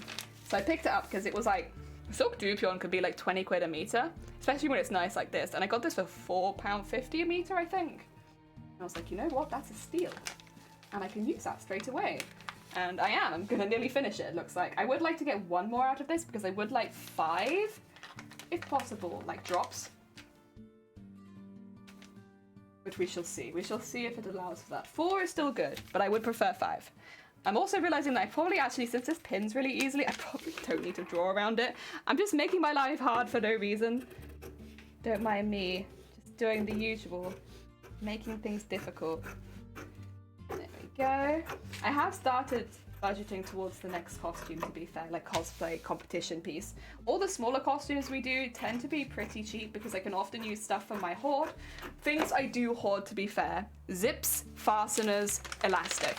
I do hoard those, and I'm okay with hoarding those because they're a lot smaller, and that way I very rarely have to buy a zip these days, and that has been so good because, like, occasionally some of the haberdasheries near me will do grab bags of zips. So, like, for instance, the one that I most recently got was 21 coloured zips for £5 or £8, I don't remember, but whatever it was ridiculously cheap. And they're all the same length, but I can shorten a zip, and they're all quite long. So I have done that, and it's been great, and it means that I always have a zip, and I don't mind hoarding zips, honestly. I will probably always hoard zips because they're expensive. You can spend like 3 quid a zip. That adds up. Oh dear, the government pays part of my rent. Why would I do that? You know what, actually, you make a very fair point. Don't leave that. That sounds great. I haven't decided I'm going to cosplay at TwitchCon US this year. Oh, that's a good point. So I don't know if the rules are the same for you as they were in Amsterdam. This was kind of like a complaint that I had in general. I don't have very many complaints about TwitchCon Amsterdam because, honestly, I had such a good time. It was so well run. All the people that were working on it did so well, and so I don't really have a lot of complaints. The one complaint that I do have is the rules around cosplay at the convention. And I understand in this particular case why they were there, but it still felt like a bit of a shame. So in Amsterdam, there was a rule that they let people know about a month or so before the convention, which was no bulky outfits. So this was at the same time they announced no backpacks, which I think kind of overshadowed that. But the no... Oh my god, Cov! Thank you so much. That's for heckin' 5 months. Jesus Christ, Cov, you've been here a while. Oh my god. Cov, welcome back. I hope you're having a good day. Yeah, so they introduced... We're just talking a bit about TwitchCon and cosplay. They introduced a rule that said no bulky outfits, which meant that basically a lot of cosplays were a no-go, which was a real shame. It also meant for us as the cosplayers in the competition, we were only able to go around with security, which was fine, and it was really nice. The security were lovely, and they were very like accommodating and stuff like that. But we couldn't really stop to take photos with anybody or like say hi or really do much. We kind of went from A to B to C to D, back to back. And we had like a very set amount of time to do that too, which makes sense because the con was going to close soon. But we quickly did our tour and then we went back, which meant that we couldn't really show off our costumes that much, which I don't really see it as a fault of the organisers or anyone specifically, to be quite honest. Like the building, the Rye, had a lot of smaller areas that weren't particularly conducive to cosplay.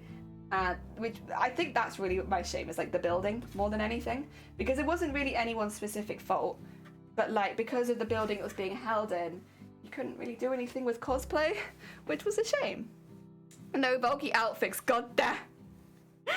God, no, I'm afraid not, but welcome on in, Jason. I hope you're having a good day. I'm just gonna get the last piece cut out quickly. I am gonna try and leave a little bit of space because I might want to make some bias tape out of this. I don't know yet. I'm still in the process of making that decision, but I want to leave a bit of space so that I could maybe cut some strips out for potential bias. But yeah, that was the one thing that I was a little sad about, because it does kind of limit what you can cosplay if it can't be considered a bulky outfit. But I'm definitely planning for that next year. Next year the costume will come apart so that I can have a really small outfit underneath, which means that I can still cosplay on the floor. Because like that's what I am. It's definitely not such a big thing for everyone, but like I am a cosplayer probably before I'm a Twitch streamer, right? I've been a cosplayer for a long time. I love cosplay. I love everything about it.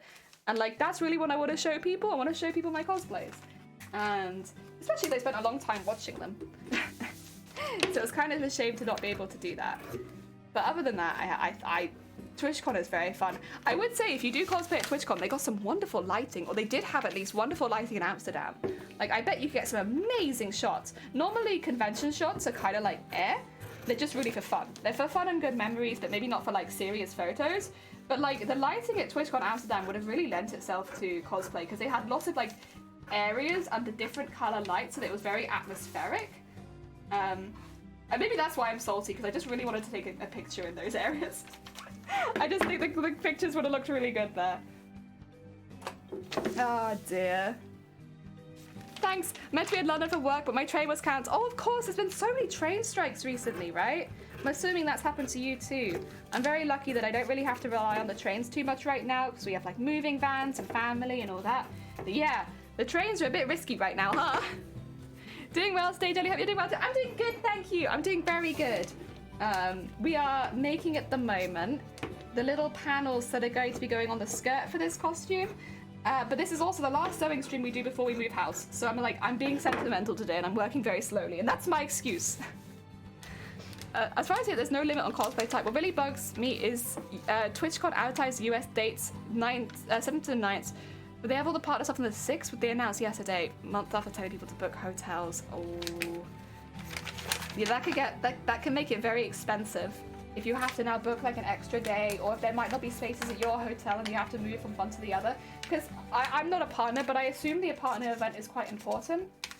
And that is kind of, it's just one of those things, it feels like it could have been quite easily avoided.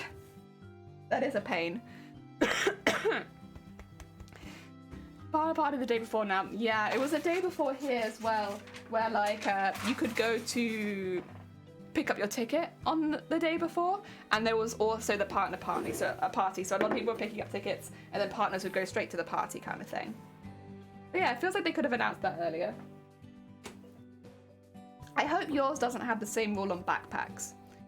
That was a big thing here. That was the big controversy in Europe, was when they said that we weren't allowed backpacks, because some people can only use backpacks as bags, and yeah, it was kind of like, wait a minute, that's what if just from like a, you know, accessibility standpoint, this seems like a little bit dodgy, especially when you said you can still have backpack size bags, just not specifically backpacks.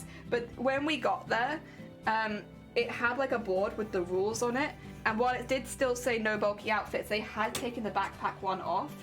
So I wonder if they did change their mind on that one.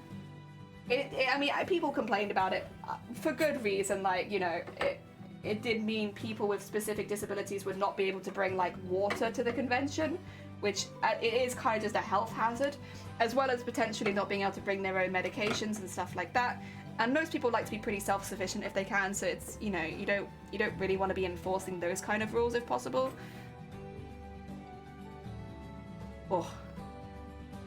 Oh dear. The COVID one. We talked about this on stream the other day, as soon as I saw it, because San Diego Comic-Con happened at the same place, didn't it? And they had COVID procedures.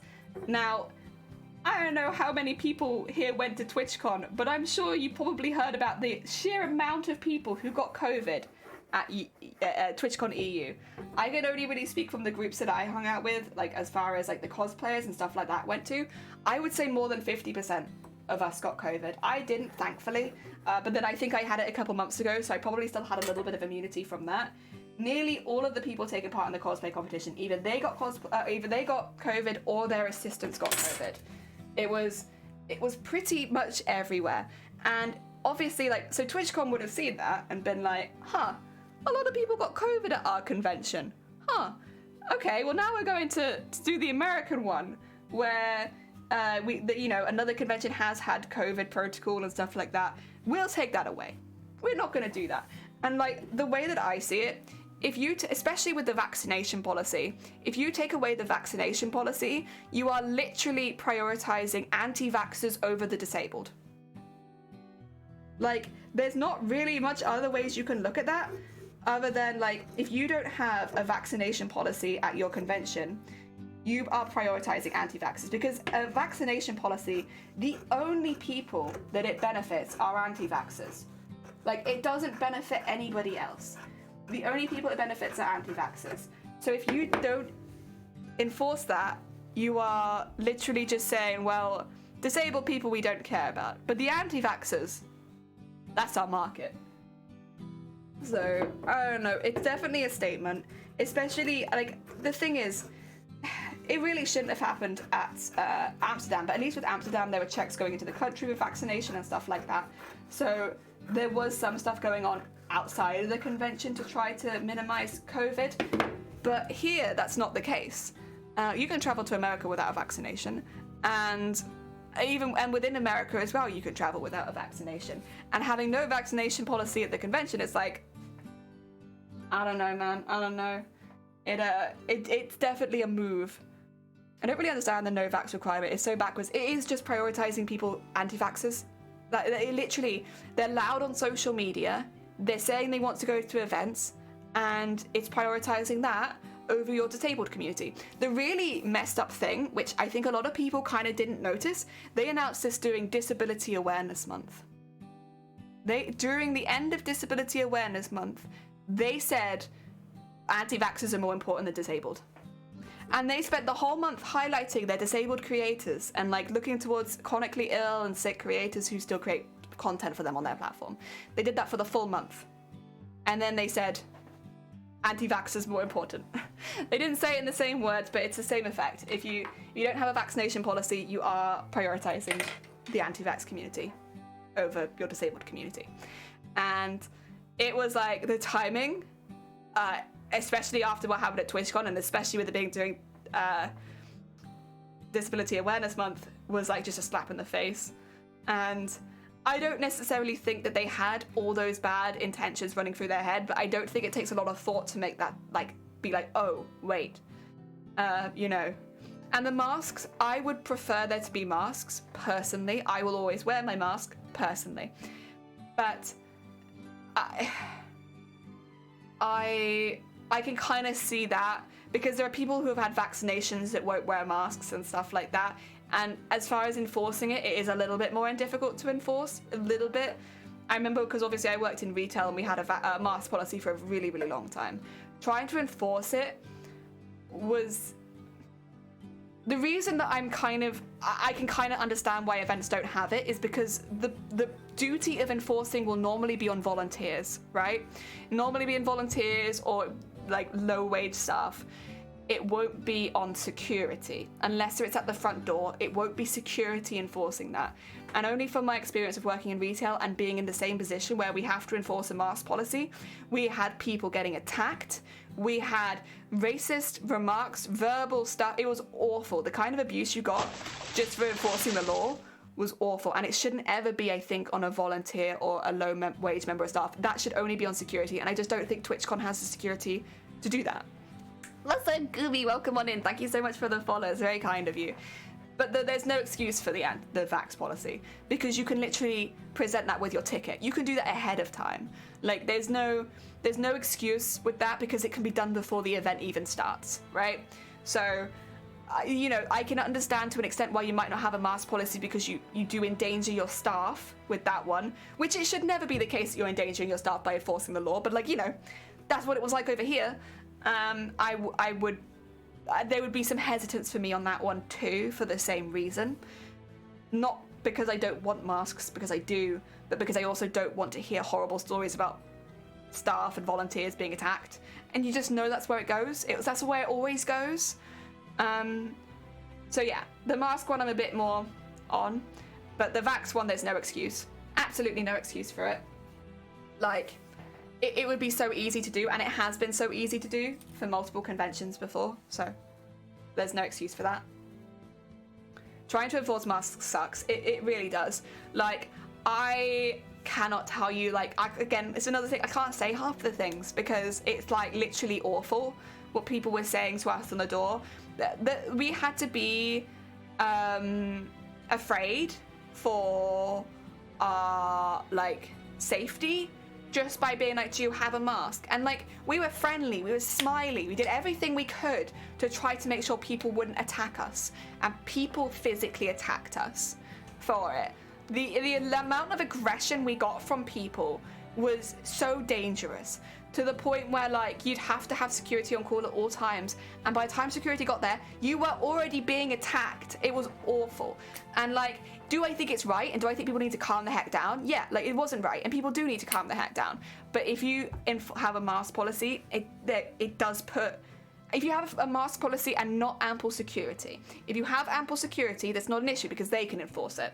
But if you put that onto the volunteers and onto low-wage staff, which is what I imagine most conventions will do, it puts them in danger from the general public because some of them just don't control themselves.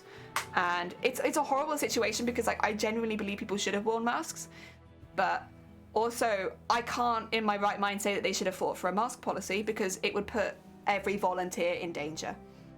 Unless they got a lot of security, which I can't imagine them paying for. Ah, dear. What is the counter-agent to formaldehyde? It's casualdehyde. Oh no, casual Jekyll. Ian, welcome on in. You don't listen. That's exactly when dad jokes occur most of the time, right? In the middle of a serious one. I worked at a bartender in a restaurant. It was a year of garbage. Yeah, I worked in a retail store, and it was probably about the same garbage, maybe with less drunk people. But it sucked as well because, like, okay, I'm not gonna go into too much detail about people and business and stuff like that, but I'll tell you a situation that happened that was so frustrating. A lot of the women, and which I worked with primarily women, bear in mind I worked in a bra store, right? A lot of the women were complaining, myself included, that we didn't feel safe on the door because people were attacking us, people were sending lots of verbal abuse our way. For a couple of the women, people have had very racist comments targeted at them to do with their ethnicity. Like, it was not minimum wage work, that's for sure what we were doing, and we didn't want to keep doing it. So one of the managers from the top of the business came to the store, who happens to be a middle-aged white man, stood at the door for an hour, did the job, and didn't receive any of the same abuse. Came back to the female workforce and was like, "You're making it up." I did a whole year and it wasn't real. And not a whole year, a whole hour doing this same job that you do, and I didn't get a single negative comment. And literally, one of the girls burst into tears and was like, I can't explain to you the racist comments I get, the verbal and physical assaults we've had to deal with because you won't understand. And it was so frustrating to have someone come down and then like do that for a day, and then the next day come in and be like, "So I did this for an hour and I didn't see a single thing you guys have been complaining about." And it was like, yeah, no, of course you didn't, because you're 6 foot something, you're a guy, and people aren't going to challenge you like that. Meanwhile, 4'9" lady over here, yeah, she's seen as a pretty big target because for obvious reasons, people think they can tackle her, they can't tackle you. And it's like, oh my god, it's so frustrating. It was so frustrating. And that was never resolved, by the way. That was left like that. There's no happy solution. They left it like that, and we were forced to continue doing it. And we basically had to support ourselves, where if something happened to one of us on the door, someone would cover for us so that we could take time away from it. And I had it happen to me. I had it happen to me a lot less because I think people assumed that I was quite young. And also I'm young, I got tattoos, people didn't really bother me so much. Also, I'm one of the tallest women on the workforce, or which was on our workforce. And I mean, I'm 5'6", I'm not that tall, but I was one of the tallest. And I only had a couple instances where it was really bad. Whereas other people would get it nearly every time they were on the door. And like, you would just have to hover nearby so that, because you couldn't take their job unless it was a good reason. Basically, if they were voted in for that, that's what they had to do. But you would hover nearby in case, because you were just waiting for it, really. You were waiting for someone to say some sort of slur, or you're waiting for someone to, like, get up in their face. It was horrible. It was absolutely horrible. And, like, I still wear masks now. I am someone who is fully behind wearing masks, and I like wearing them, especially because I used to work with a lot of cancer patients. Like, it was so deeply ingrained. I wore, like, a mask basically non-stop for 2 years, and I still do whenever I leave the house. I think that probably will remain deeply ingrained in me, to be honest. And I will probably continue wearing a mask for a long time. But even as someone who is very, very pro-mask, I can't be pro the situations it put people in. I can't be pro, like, forcing people into dangerous situations in their workplace to enforce a law when we don't have security to help us with that. And that's why I'm not fully fighting for it at conventions. I will wear a mask, and Shiny will wear a mask, and we will. But I don't want that ever to fall on volunteers' heads to try and enforce that, especially now when it's not even a law over here. I think it would be very dangerous for them, and I think it just takes one person who's had a bit too much to drink or in a really bad mood, and it puts them in a really dangerous position. So as much as I am very for masks for myself, I can't advocate it for others and for rules at conventions in good faith unless they can buy the security to handle what will happen. Oh god, when I'm on eBay looking at cameras, because you're always on eBay looking at cameras, Jason. Jason, that's that's your aesthetic at this point, right? Sorry, that was like a very serious conversation that I didn't necessarily intend to have, but yeah, there you go. We're here for stupidness and occasional seriousness, I suppose. Oh dear. Here's something I do feel quite passionately about, though. Also, to be fair, though, it just comes back to I think people should treat retail workers, cafe workers, bar workers better. Because so many people treat them like absolute scum. And, like, there's no reason for it. Oh dear. Or uneducated. That's another thing I get a lot of. Is people... Because bear in mind though, I'm 27 this year, right? And people would say people ask if I was in university, I'd say no, and they just assume that I hadn't had any education because they'd think I was a bit younger, and it's like, great, thanks, I appreciate it. Especially when I told them I was a part-timer. Oh dear. Oh heck, drones! Welcome on in. I hope you're having a good day. We're talking a little bit about retail. How was your stream? What did you get up to? There we go. We gotcha. We gotcha. Art. What kind of art were you doing? This one's a bit red. Do I have a darker one anywhere? Still a bit red. I think the red will work though. I might just use it anyway because we're going to be doing like toadstool stuff, and I think it'll be like a nice ever so slight contrast color. Like not super contrasty because I imagine this red is actually in there, but a little bit contrasting. Actually, with that being in mind, do I have a red bobbin? I do. Oh, that's a very bright red. No, I'll make a new bobbin because it's a slightly different red. This is a darker red, more deep. Oh dear. Yeah, that's my retail experience. I will say that I did work in retail for like 10 years basically, with a small break to work in a call center. So I was pretty versed. Oh yeah, I haven't plugged this in. Let me plug this back in again. My plugs are being used for many things right now. Thank you. Oh dear. There you go, bring my foot. Oh, you're ready to run. Oh, you're fine. Good luck with work. I hope it goes well. Thank you for popping by. I really appreciate it. And yeah, if you guys are looking for more art channels, I can check out SDS. Otherwise, yeah, go to work. Go work. You got this. I hope work goes well. Oh dear. There we go. Get that bobbin all set up, and then we can do all of these. I'm going to do a top stitch on them, kind of similar to the scales because I like how that looks. I'm a fan of it. And I think it creates like a really nice border because I would like to paint some like mushroom kind of patterns into this. I just don't know where I put my fabric paints, so I might have to do that after we move. But that is something that I am thinking of and that I would like to do.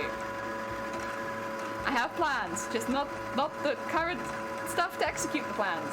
So I was thinking it'd be really cute to have some like fairy circles and some mushrooms and stuff like that kind of just drawn onto here. Like little art panels. Thought it'd be cute. Because this is the kind of fabric that would very much lean itself to being painted on. It'd look pretty good. It's got a slight texture to it, but it's not so dramatic that I can't do anything on it. Dip that in there. Very nice.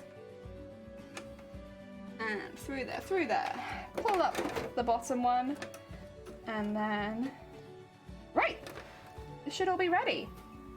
I have got some pins kind of in here, but they're sort of just strewn throughout. They'll be fine.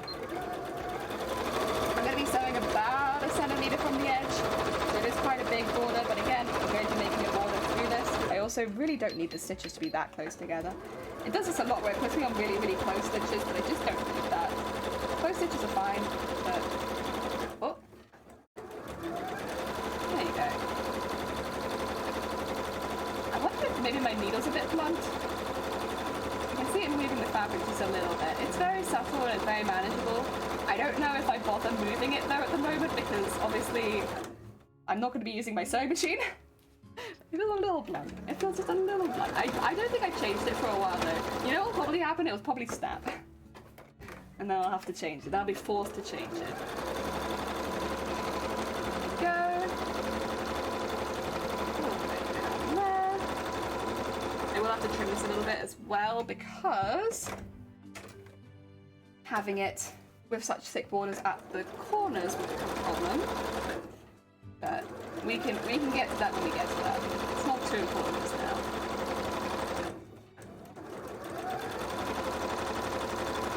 There we go.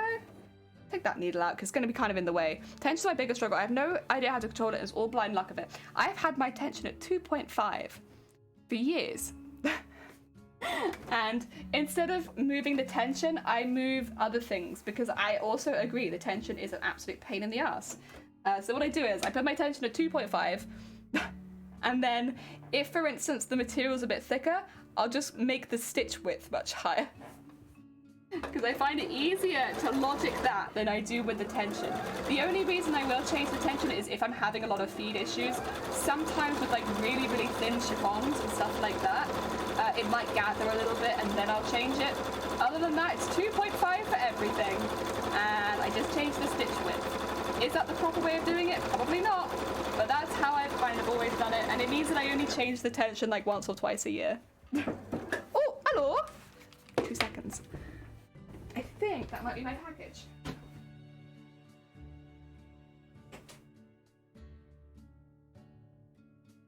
Yes.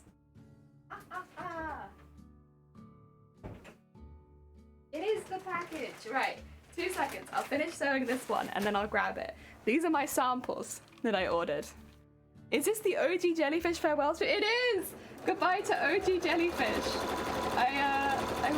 I'm kind of sentimental about it though, Zero, legitimately. Like, I have done so much in this room and we're gonna be leaving.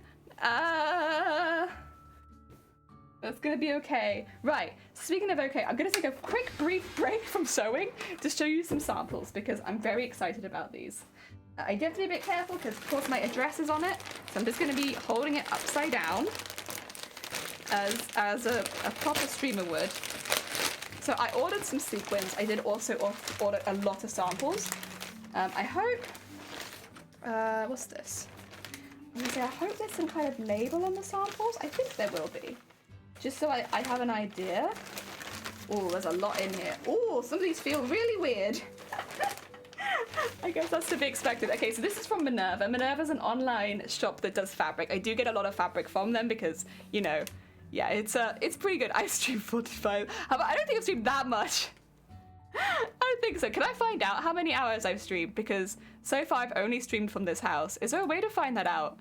Wait a minute. Create a dashboard. Will it tell me how many hours I've streamed? No, it doesn't. That's okay. I guess actually what I could do is go to channel analytics, go from the end date can be today, but then the start date, I started streaming in April 2020, right? So if I set it to April the 1st, 2020, that's going to be a lot for it to think about. Will it tell me? Oh, it doesn't tell me the hours, so. Oh no, wait, no. I don't think that's true. It's like 62 hours. I feel like I've streamed a bit longer than that. I can tell you about my live views. I've had 120,842 live views, which I think might be the closest I can get to. 120 something thousand. Nice. There you go. Something. Because on the channel stats, you need to select the hours. Wait, am I being silly? Ads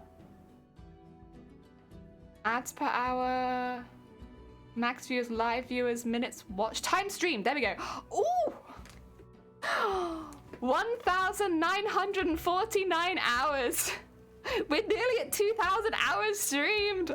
Oh my god. Oh my god. That's a long time.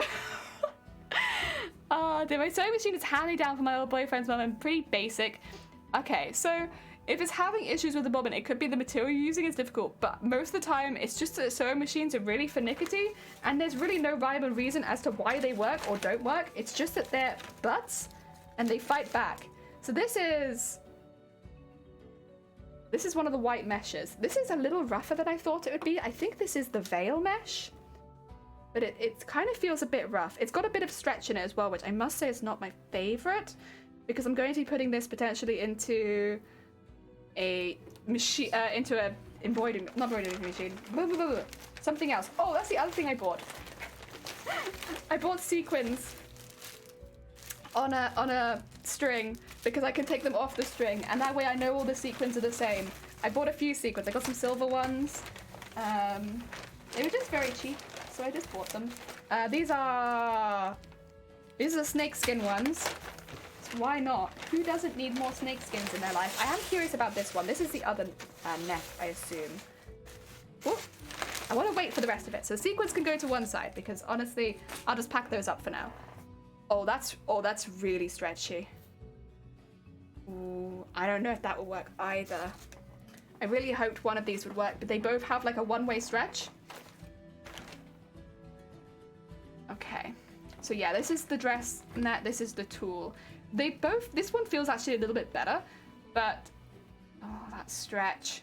I don't know if I can use either of those, honestly. Those don't seem quite right. I might have to do some more experimenting with that. That being said, let's get on to the materials that I might potentially use. Oh, that's just the black sequins. On the molded character, because there's going to be a few. I did order a few samples. Any more black ones? Actually, I think this one's maybe not meant to be the black one. That looks kind of more browny. Wow. Is that all the black ones out of there? Oh, there's another mesh. Oh, is this one going to be any good? Oh, this is just the silver one. It's the silver of the same one. The color's fine, but it's not the texture I want. Okay, so those are all the black ones. I think these are all the red ones. I might have mixed them up a little bit, but we'll start with that. We'll do the black ones first because there's more of them. So I have options, basically. This one I am drawn to, but it's got like a little bit of a shine to it. Which one is this? Is this one of the taffetas? I think.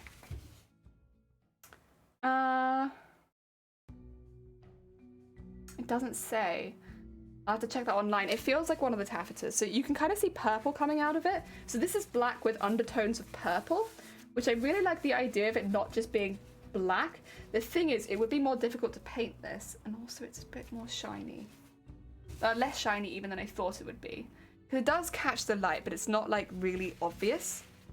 So I don't know about that one. This one I believe is just a general like silky satin. Yeah, silky satin with no undertones or anything. It's kind of got the sort of mid-shine. I can see we have more shiny ones, but this is a good backup. The thing is, the material is a bit cheaper, and so it would be more subject to like pulling it and it getting broken. This one is a slightly more expensive satin, and I'm actually really liking it.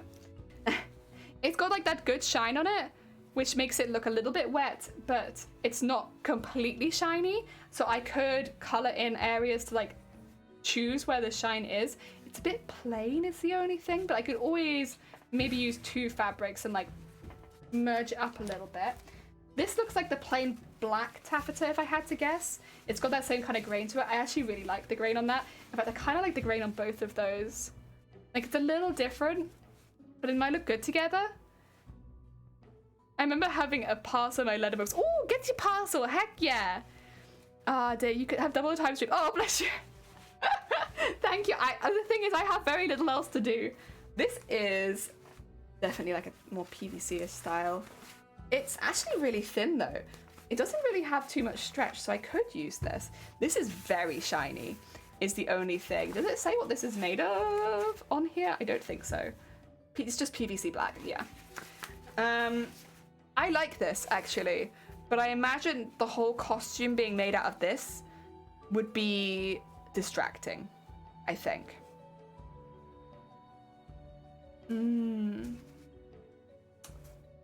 I like the third one. Which was the third one? Was it the satin? This one? I like these two a lot. This one I like. I just don't think it's going to be super useful for this one. I kind of thought, I think the PVC was going to be really, really shiny. Thing is, I want a shine because I want it to look wet. The satin, yeah, I like the satin too. A little bit more expensive, but it might be worth it. Because the shine on it, I can still paint around it. I do really like the taffeta. The thing is though, it wouldn't be difficult to do a mixture of the both. Since I'll be doing it all in strips anyway, having two wouldn't be a bad call. I think these are unfortunately the two most expensive ones. But that's just how it is. Because the taffeta kind of has more of like a texture to it. Like, it's not really intense texture, but it's there. It's kind of more rough, but it's still got a little bit of shine to it. Whereas this is just like perfect shine. And like for catching the light will be brilliant. Like, it's not gonna be too much. This is too little, I'd say, as far as the shine goes, but this is good. Also, if you're not aware of what I'm making, I should maybe get a picture of it on screen, huh? That would be useful, right? Is it image 3? I can't remember. It might be image 3. Yeah. So this is what we're making with it. Just for reference. So do you see what I mean with it being like kind of wet looking? But then I think the taffeta would work well as well for the more grizzly bits. Might wrinkle and mess with the stripes of the satin. But that wouldn't matter too much because I could actually plan that into the costume. Because it is going to be very wrinkled. Let me just get this done the same transformation as the other one. Because I'll be sewing into it so much, I don't think it will matter too much.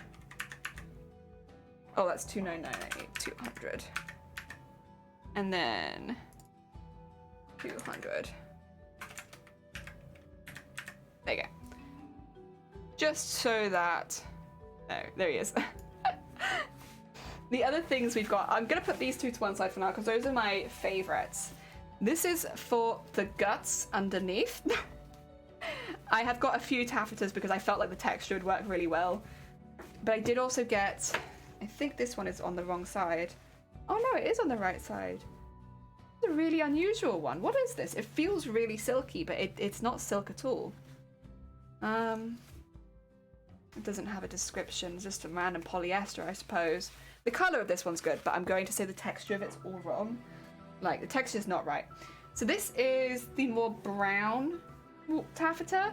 This one, I think, comes with the same, which is a more reddish. And then this is a different one. This is not the... It's still a taffeta, but it's not the same.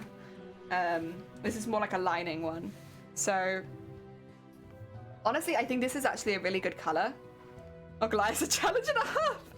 I haven't seen the end goal yet, and that's a challenge and a half. Yeah, it's... So what we're doing is, very specifically, we're doing actually a quick change costume for the next cosplay competition. So it will be the molded, but then there's going to be rip points on the molded so I can rip out of it. And on the inside will be Zoe from the End of Zoe DLC. So all crystallized and stuff like that. So there'll be like kind of a Cinderella transformation style from one to the next, from like rags to riches, but like in this case it's from gore to crystals. It's kind of the same sort of thought process, but with a different costume.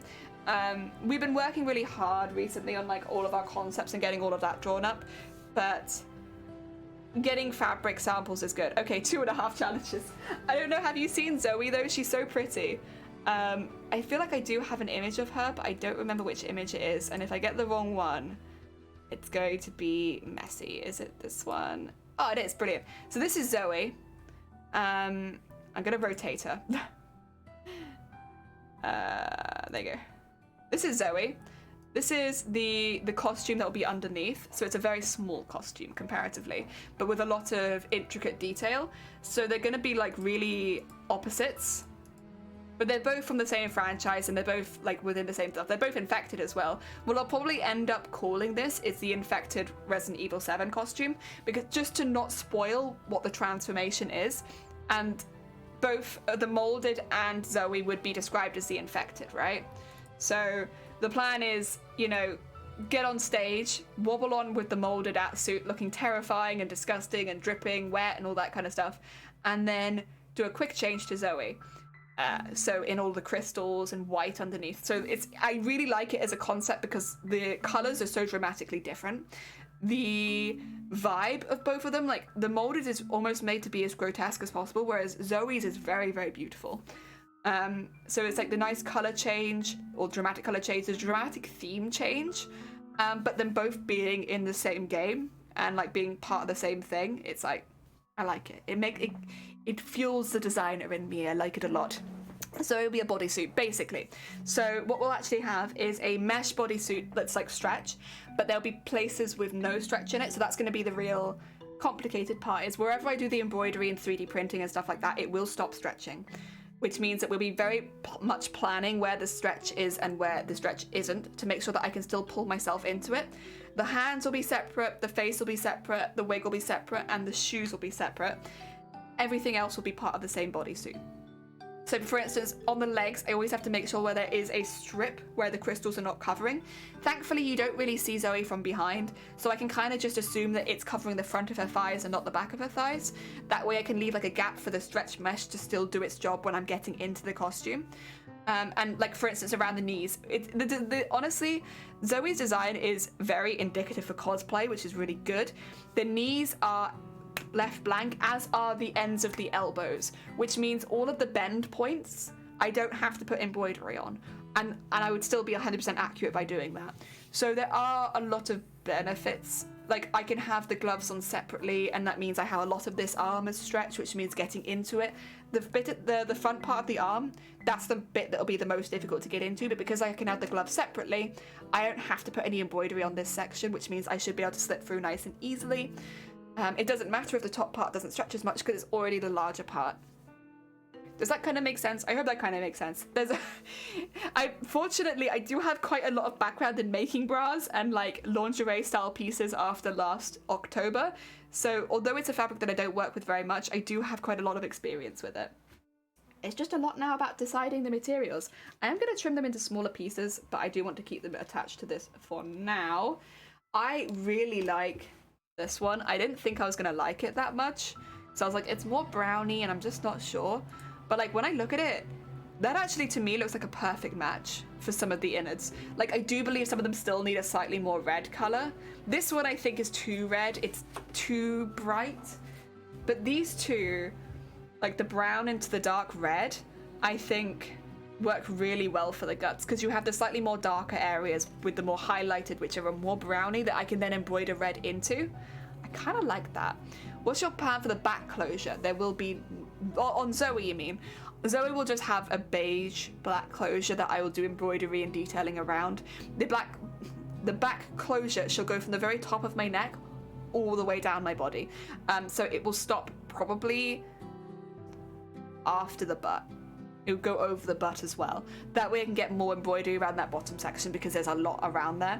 And also there are some areas that I want to have heavily embroidered because I don't want like on display. Like that's not what I'm aiming to do here. So I will have probably some pieces of fabric over here and over my crotch as well, just so that things aren't moving too much. I'm really sorry, someone's like landing a helicopter outside right now. I don't know if you can hear that.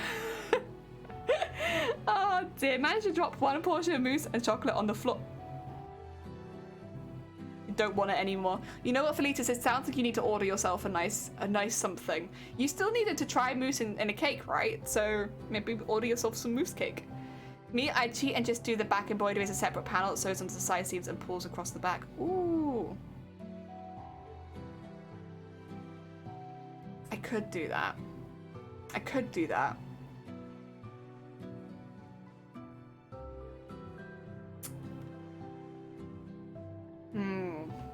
I could have it as a separate panel. My only I'm so sorry about the helicopter. My only concern is would be as if it would make it more bulky or hang off my back more. Because if it was a separate panel, I'm assuming it wouldn't be a stretch panel because it would sag, so it would have to be stiff. But then if it's stiff, it might not be as like on the curve of my back. But otherwise it would be easier. I'll think on it. Do they need to try mousse cake? Like, they do need to try mousse cake because you have to try everything, even if you don't like it. You gotta give it a go. At least once. Ah, dear. I'm really pleased with these, actually. These actually work pretty well. You know, as far as the color palette goes, this feels pretty solid.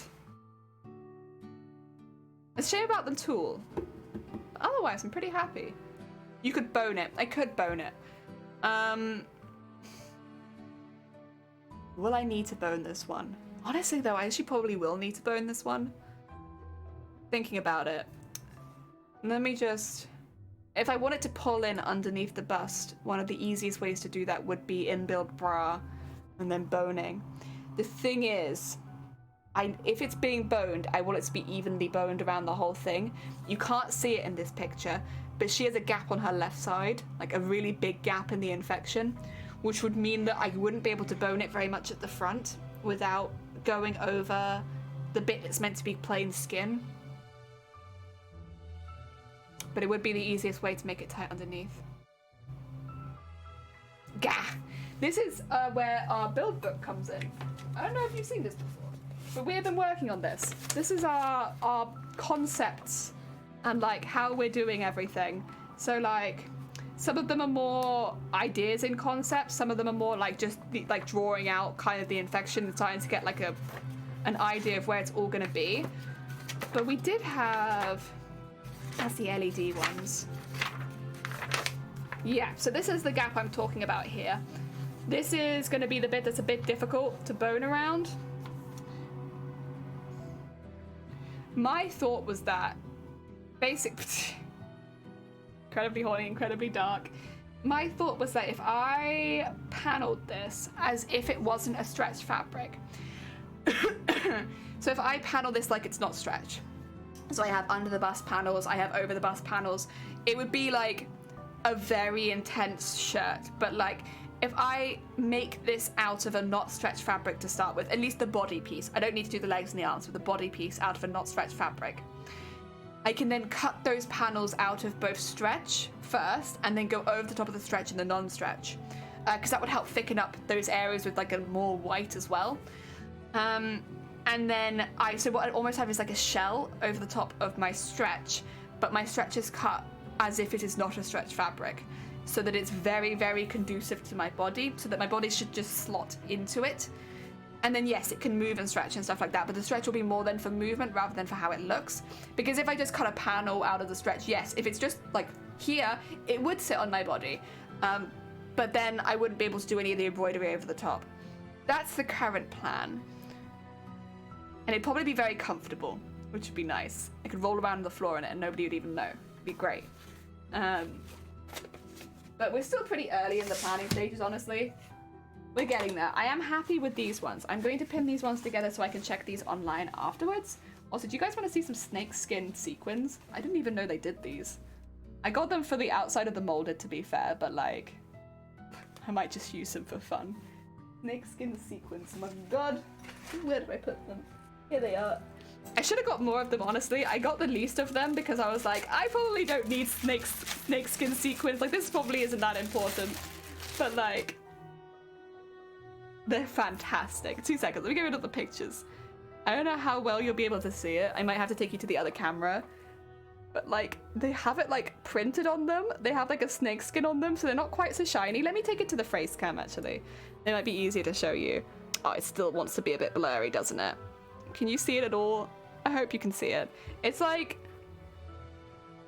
just got the snakeskin pattern printed into it. So it's textured like snakeskin. It's so cool. Like, it's just a little less shiny than regular sequins. If I hold up the regular black sequins, you might get an idea. Although, did I get matte black? I did get matte black. Well, you won't really see. These ones are matte, so they're not going to shine quite so much, but this is what a normal sequin does. Like, it's it'll catch the light and it'll just go bam, bam. Okay, they're not completely bad then. Maybe like a 50-50. Whereas these ones... Oh.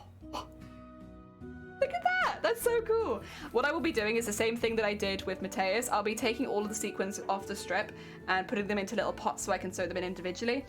Because if you sew them in on the strip, you sew them in with a really thick thread down the center, and it doesn't look as good. It takes more time to sew them in individually, but it just looks better, so I'll be doing that again. Great. I actually kind of love it though, it's very relaxing. Oh dear. That's what I end up doing, but I have to go to bed. Oh, get some good sleep. Thank you for popping by, Nurse. Take care of yourself. If you're ever looking for a cosplay competition, TwitchCon's pretty damn good. They treat you very good. And Scott, thank you for the egg. How are we doing on time, by the way? Because I do want to play some Animal Crossing. Okay, it's only been 2 hours. We're fine. We've got plenty of time. I like panicking because I'm like, oh god, I spent the whole first hour just talking. What about the crafts? What about the crafts? There you go. So what I'm going to be doing is slipping around the corner so it's a little easier to turn inside out. And that also, if I'm throwing things in a weird direction, you have to excuse me. My bin's behind me right now, so every time I want to throw anything away, it's like, eh. There you go.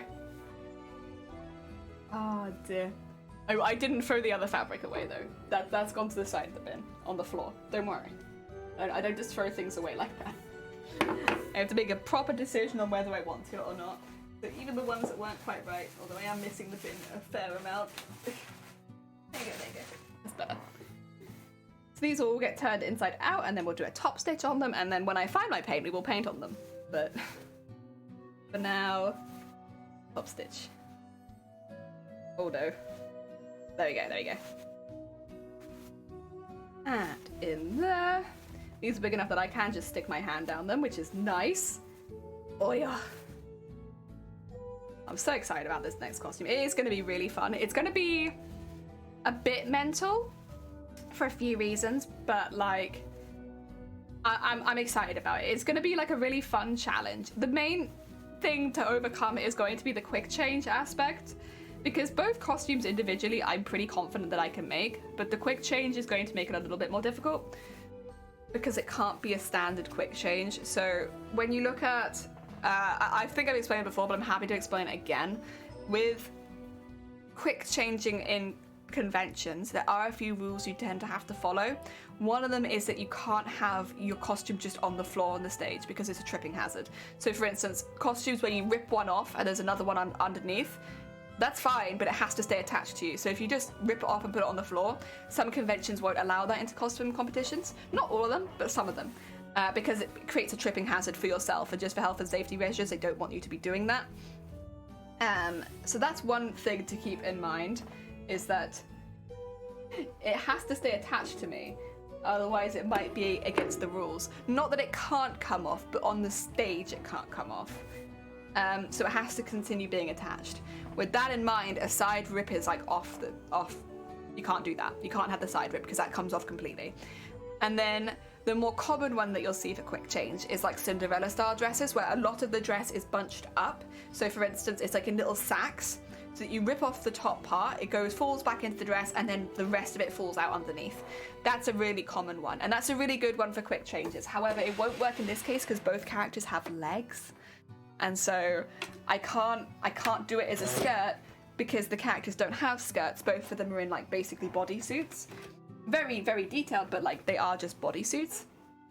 And yeah, so that won't work for this case. That's why we've got kind of more of an intense release mechanism for this one, which involves magnets, which involves zips and Velcro.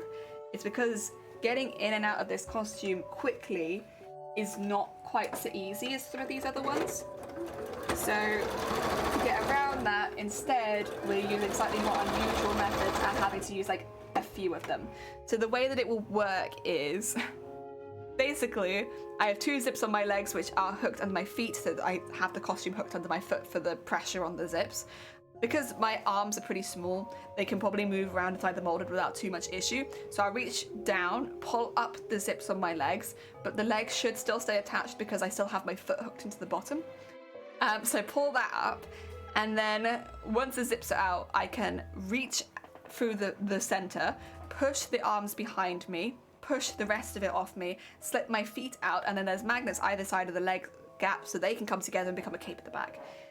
It should be pretty much done in one movement, which is what you want for these kind of costumes. You want them to be like one movement and out. You don't want to be like having to do lots of things on stage.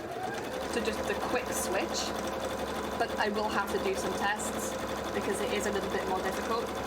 Also, Sassy, welcome on in. I hope you're doing well. We're just making some panels for the skirt for our druid costume at the moment. Well, specifically our tiefling druid costume. But we're talking about the other costume. We're making two costumes. This one is a lot simpler and a lot quicker. The other one is our next competition piece. But this time, instead of just doing one costume at a time, we'll be working on one of each. Because these style costumes are a little bit more accessible to more people. Cosplay competition pieces tend to take a bit more skill and hard work, which not everybody has the time to do. So we're working at both. It also means I'll have downtime from a more technically difficult costume. It's good for me. Otherwise I'm having to use brain all the time, and you know, I can't use brain too often. Oh dear, there we go. All the way up.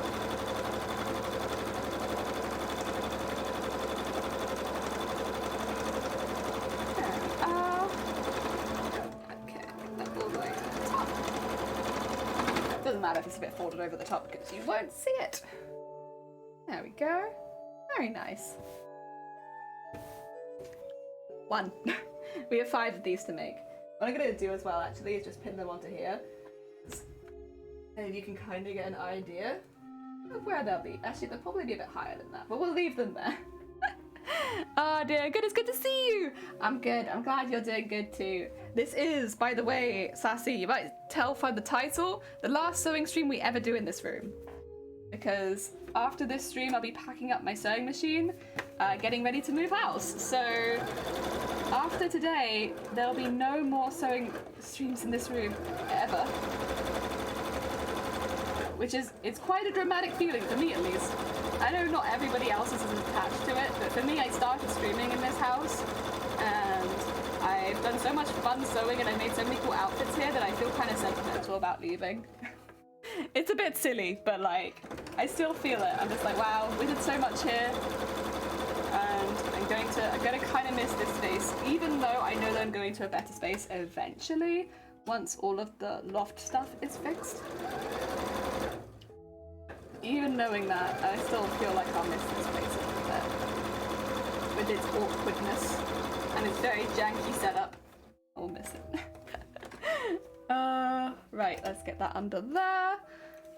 And this one, by the way, I'm going to just quickly go around all of them and then turn them all inside out and then go out all of them again. So I did the first one as a test, and then the rest of them I do in a more productive way. I do that a lot, to be fair. So I'm sure some of you are aware of that. That's it, it's good to have good memories. Yeah, I have so many good memories in this room. Like, this has been such a lovely sewing space. I've had different sewing spaces over the years. Normally it's kind of, my sewing stuff is in the way of something else, if it be in the living room or something like that, or maybe even the bedroom. And so it's normally in the way, and I don't have a lot of space to really flourish. Here I've had a whole room, and like, yes, technically it has also been a bedroom, but like, its primary use was the sewing stuff. And so it felt like I had like a proper space to work in, and it's been so nice. So nice. And like, I will have again a proper space, like I'll have like an actual better space than this in the new house, but we won't have it for a little while. So we'll be going to the living room for a little bit because the loft stuff takes a while, unfortunately. Oh dear, George, welcome on in. I hope you're doing well. We had our samples come in the post, so we were looking through those, and we're just getting some little bits done for this costume. And then the last sewing stream, George! I won't ever sew in this house again. And there's so many feelings. But good feelings mainly. Like, it'll be really good to have a bigger sewing area, as well as a dedicated sewing area. So that will technically be my first dedicated sewing room. Even though I've been calling this a sewing room because it's had a bed in it the whole time, it's been a sewing room / bedroom. Whereas the next place, once the loft is done, I will have a dedicated workshop space, and not just an indoor one, but an outdoor one too. So I have a shed to work in as well. So I can do anything that's a bit smelly or stuff like that, I can do it in the shed.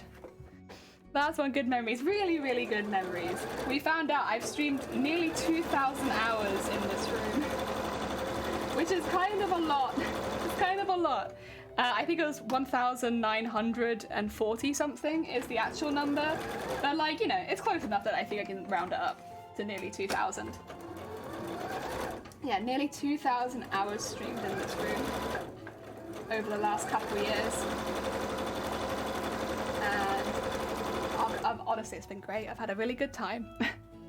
Doing well, thanks. How are you? I'm doing really good. I'm doing really good. I'm finally over whatever happened on Tuesday. On Tuesday, I don't know, like a day bug that like 24-hour bug maybe. I don't know what it was, but I was so sweaty.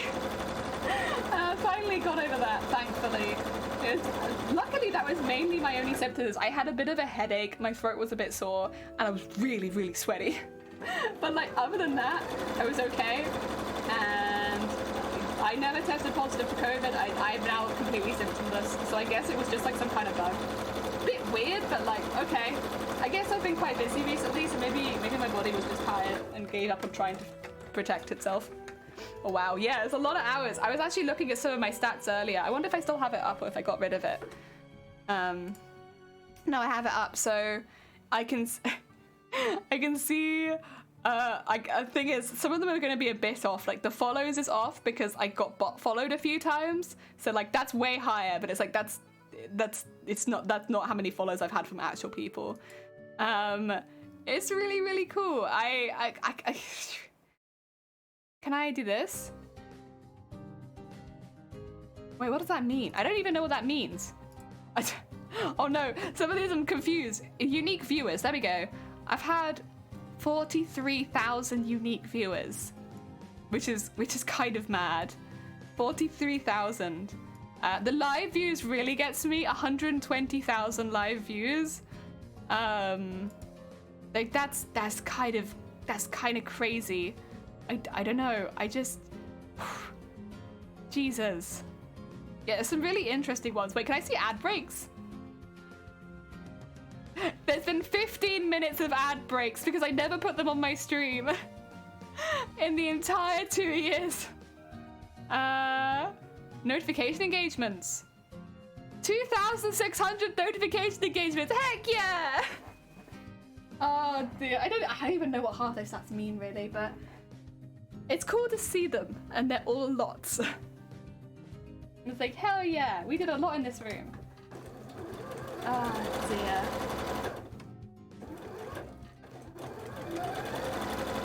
There we go. Oh! All the way down. Oh god! Thanks for the splash!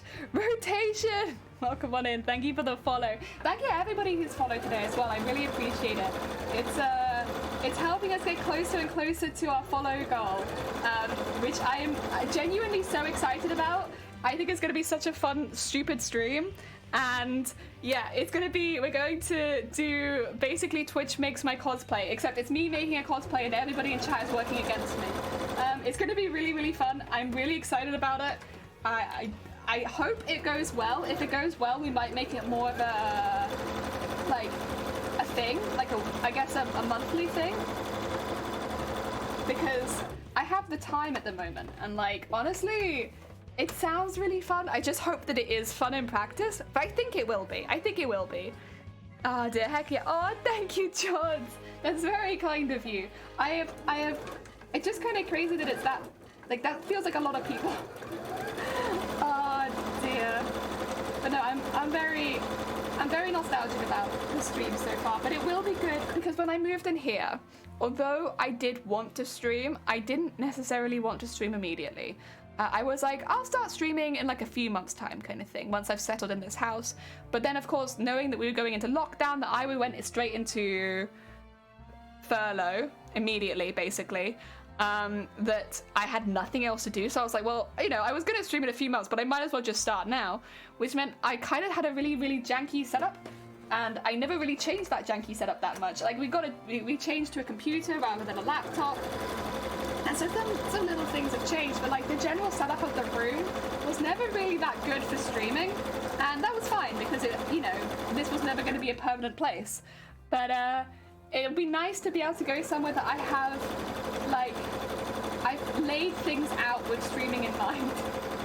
Because it sounds silly, but stuff like even just the orientation of the desk, having a bright light behind this camera is a pain in the ass. Stuff like that would be really, really good to fix a bit. And also, we can paint the rooms in the new place, which is exciting. Oh dear. Oh, Echo! Echo, thank you! That's very heckin' kind of you to pop in and say that. That's very heckin' sweet. I know you had stuff to do today. Heck!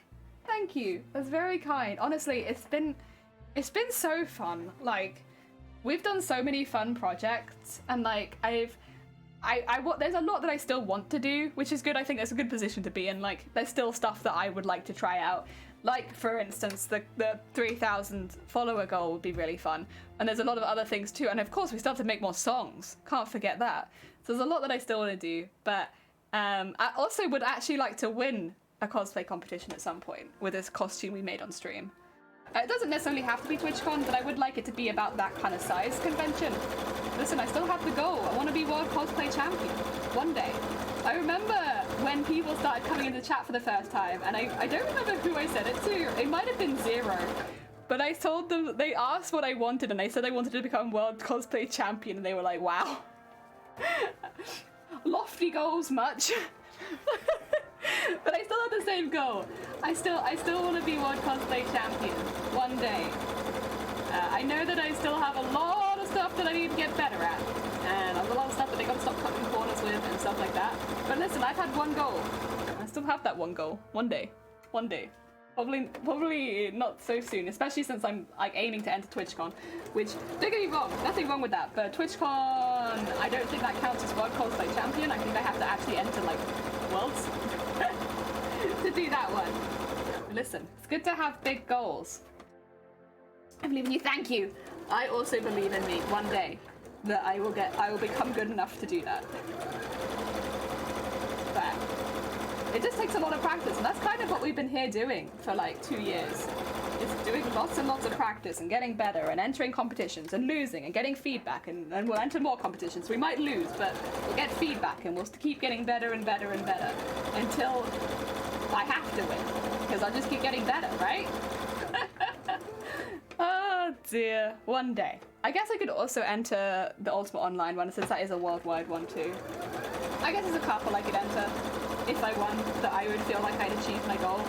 But as I am right now, I still have a lot of improving to do. A lot of improvement. So we're not too close to that yet, but one day, I believe. Just got amazing students. I saw you tweet about receiving background. That would have been great. I like that. Thank you. It was really good. The feedback I got was stuff that I hadn't even considered. It was so mainly feedback about how it looked under the lights, which is really good because that's exactly kind of what my goal was. And the fact that it didn't go perfectly is something that I didn't even notice until it was pointed out, right? So I used a really, really shiny fabric for the majority of my costume. I used lining fabric and I used I used lame. And they're both really, really shiny. But what that meant was when they shone under the light, it kind of distracted from some of the beading and sequining that didn't shine as much. And so I was shining on patches of blank fabric rather than maybe all the detailing I'd put in. And I only noticed this after I read the feedback and looked for myself and was like, oh shoot, yeah, you're right. Like, it is shining on kind of some of the wrong places and highlighting the areas that are less detailed, which is definitely not something that I wanted to do. And so after reading the feedback, they suggested either using an airbrush to go around the edges of like the scales and places like that to kind of highlight the center of the scales rather than the edges of the scales, or to use dry brushing to achieve the same effect.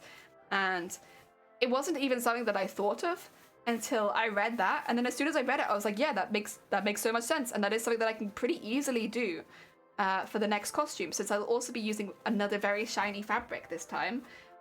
Maybe not quite as shiny as the lame, but it will still shine. That is something that I can immediately consider implementing in the next costume. I was so chuffed. I was like, yes, this is what I needed. I needed something that I didn't think of, because there are things, of course, that I've thought of that I would like to improve on the costume and stuff like that. And so it's not like I haven't been thinking of that, but that wasn't one of the ones that I had thought of. And so getting feedback like that, which is not what I had considered, is exactly why I recommend getting feedback after every single costume competition you do. If you can get feedback, get feedback. Sometimes the smaller ones won't offer it. It's very much like you can normally find out before you enter if they offer feedback. And you can always ask, even if they don't mention it afterwards, like, would it be possible to get some feedback kind of thing? And hopefully you can, because it's such an easy way to improve cosplay, because they'll see it from a different perspective to you. And so what you might have been focusing on as something that you wanted to improve, they might not see that. They'll see something different. In this case, they saw something completely different to what I was looking for. And I already know that that's going to help me a lot for the next one. So that's really good. I'm very chuffed. I'm very happy. I'm a happy bean with the feedback. Oh dear. Yeah, I'm excited next year. I think I've told you before, George, I'm not sure, but next year I'm going in with the goal to win. It's my one goal. And, you know, get in also. My goal is to get into TwitchCon, and if I get in, my goal will be to try to win. I'm going to give it my best shot. I know that sounds awfully competitive, but deep down I'm a very competitive person. I enjoy competition. I don't mind losing, but I would like to win. So I'm going to try and win next year. I'm going to go in full force. Give it absolutely everything I've got. Every skill in my arsenal I'll put in this costume. Oh, sorry. Now I'm smashing my keyboard. Glad to hear it will help. Yeah, it will help. Oh my god, I can't even tell you how much it will help. What the heck is this? Ew. Get that out of there. It's gonna help so much. Because the next fabric I'm using, it's not as shiny as the lining fabric, but it is still like a silky satin kind of. And I will also be... there will be painting anyway, just because of the nature of Zoe's costume. There will be body painting as well as just general painting. But I wasn't really thinking to do any painting on the molded. But now I'm like, oh god, I should definitely be doing it on the molded, because it'll have the same issue as the other one last time, where it doesn't shine well under the light. So it was really, really good feedback. I mean, it makes sense that it got good feedback because the judges are all very talented. Like, they're all experts in their fields, so it does kind of make sense that we got good feedback from TwitchCon. But yeah, I'm very happy. Very, very happy. George! Zoo! Aw. Oh dear. I don't know if I asked George, but how are you doing? What have you been up to? Have you been busy recently? Wow. Isn't it really cold near you at the moment? Aren't you like enjoying the cold weather? I guess for you, maybe not so much enjoying. I guess things I may have caught you saying, oh, okay. I'm here like, I'm gonna win. I'm gonna fight for it next time. I'm gonna give it a really good go. I mean, it's just different goals, really. Like, if I had won last time, I would have been equally as happy, but like, the goal wasn't necessarily to win. We had a lot of other goals with that costume, and so completing those was more important. And this time, I don't have those goals. You kind of already got the vibe of how I do cosplay and why I do a lot of things. So this time I'm gonna hone those skills and make the very best costume I can. Like, with all of that in mind. I'm very excited to try it. Cold weather, me, I prefer warm weather. Yeah, I thought you preferred warm weather. I'm over here like, what? People enjoy that? But no, I get you. Everyone's different. I know a few people, even in the UK, that prefer warmer weather, which is crazy to me, because the warm weather in the UK is gross.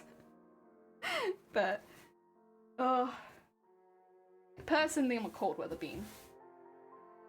I like cuddling up with a blanket and a cup of tea, you know?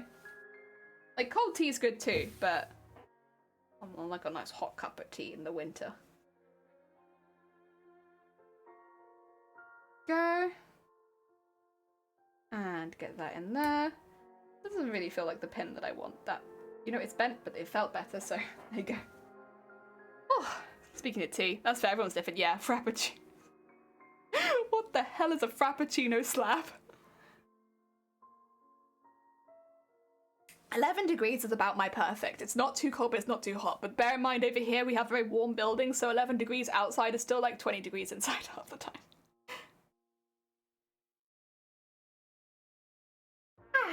Right, last one, turn inside out. Then we'll do our top stitches on all of these. And I'll pin them onto the mannequin so you can kind of see, get an idea of what we're planning here with these belt panels. Although I do want to paint all these belt panels still. Have like mushroom decals on them. Gotta stick with our theme. I might also put some moss on them. We'll see how I'm feeling. I'm feeling mossy. Oh, oh! Slap isn't good. I was like, it sounds like an anime move, like the Frappuccino slap! Oh dear, when I went to it's cold. We're close to the shore. Yeah, close to that will always be colder. I kind of like that, but it is, yeah. What is it here? It is 18. Yeah, cold is 19 here, and I'm on the internet eating biscuits and tea. Sounds pretty good, honestly. I would be doing the same thing. Oh wait, I am. Oh dear. Oh, speaking of eating things, right? If you're in the UK, this is a question for you because I don't know if they're doing this thing outside the UK. Cadbury's, right? You know, standard chocolate bars. Cadbury's is a pretty big brand over here for chocolate, if not the biggest, and they do good chocolate. I do enjoy a Cadbury's chocolate bar. They have a promotion that we've only just seen running here, at least in some of the shops nearby, where there's like 2 chocolate bars, 1 and 2, and they're just called Chocolate Bar 1 and Chocolate Bar 2. And then there's a competition to identify the flavor of the chocolate bars. Like, what is it? It's chocolate. What? It's chocolate and what? What have they put in as a flavoring, right? Now, number 1, it just kind of tastes like a milky chocolate. If I had to guess, I would guess it's something like condensed milk. That's kind of what it tastes like to me. It tastes like condensed milk in a chocolate form. Nothing too out there or outrageous or like weird. The second one, Chocolate Bar 2, it made all the bile come to my mouth. To me, it tastes like chocolate mixed with cider, but like dark fruit cider, like Strongbow dark fruits in chocolate. And I don't know what it is, because there's probably no way that the flavoring they've used is Strongbow dark fruits. But my god, that's what it tastes like to me. It tastes like Strongbow dark fruits in a chocolate bar, and I literally can't eat it. It's so gross. It's so gross to me. I can't do it.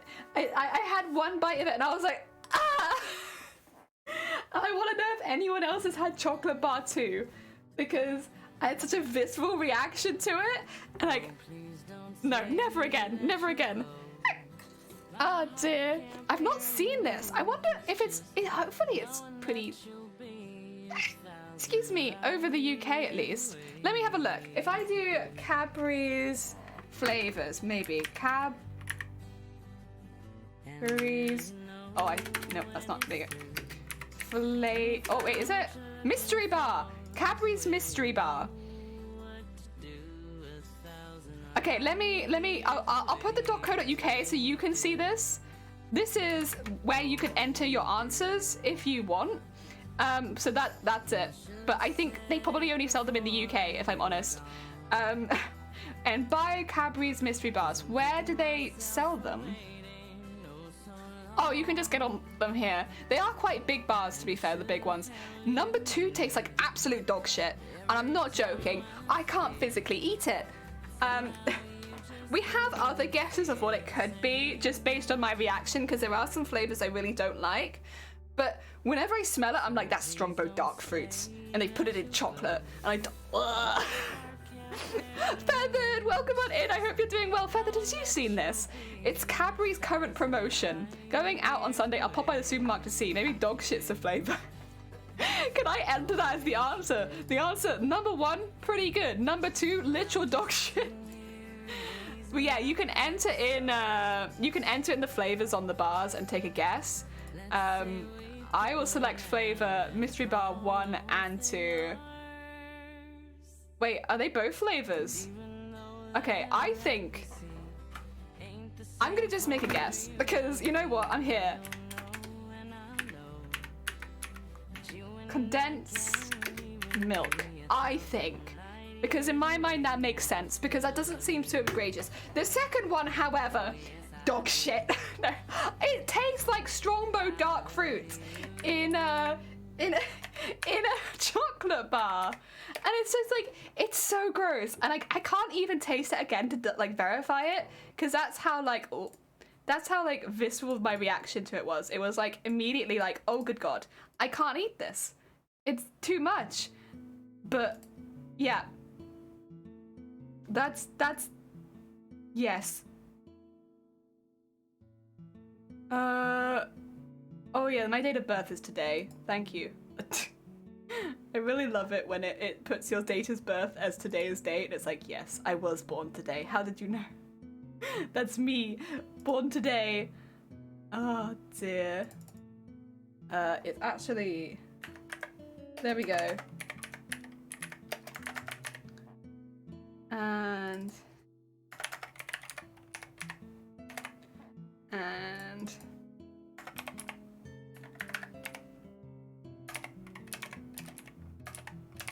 I don't know where it is on my keyboard. Where did I purchase it from? Where did I purchase it from? Maybe it was this? Oh heck, what's happening?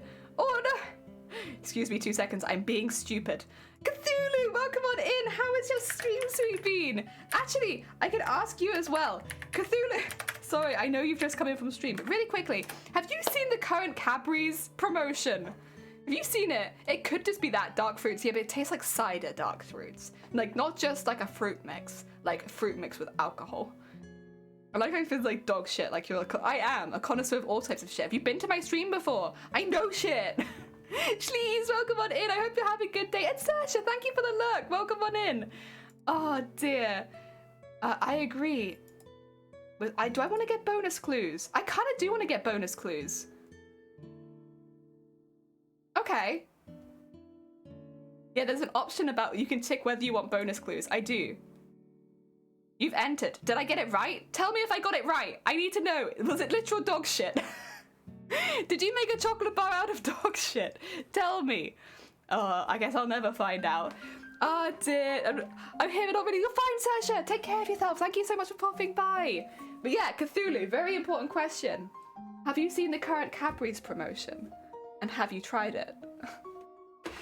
They have basically 2 mystery chocolate bars, or anyone who's coming with Saoirse, by the not Saoirse, anyone who's coming with Little Cthulhu, by the way. If you've tried it, let me know. Oh, it has to rain and mud. Oh, that's fine. In that case, Cthulhu, have a lovely rest of your day. Don't mind me. I'm just asking stupid questions most of the time. The Galaxy bitch. Galaxy tastes like blood. I think it has the undertaste of blood at all times, and I don't hate it. But like, if I have too many pieces of Galaxy, I can only taste blood. And so maybe it just makes my mouth bleed, but there's just like the undertone. That being said, Galaxy hot chocolate, I love. I absolutely love Galaxy hot chocolate. It's like one of the only powdered hot chocolates I ever get is the Galaxy one. But the Galaxy chocolate bars, I don't know what it is.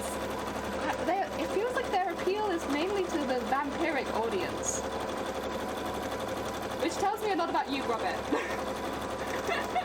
I kind of knew though, I kind of knew.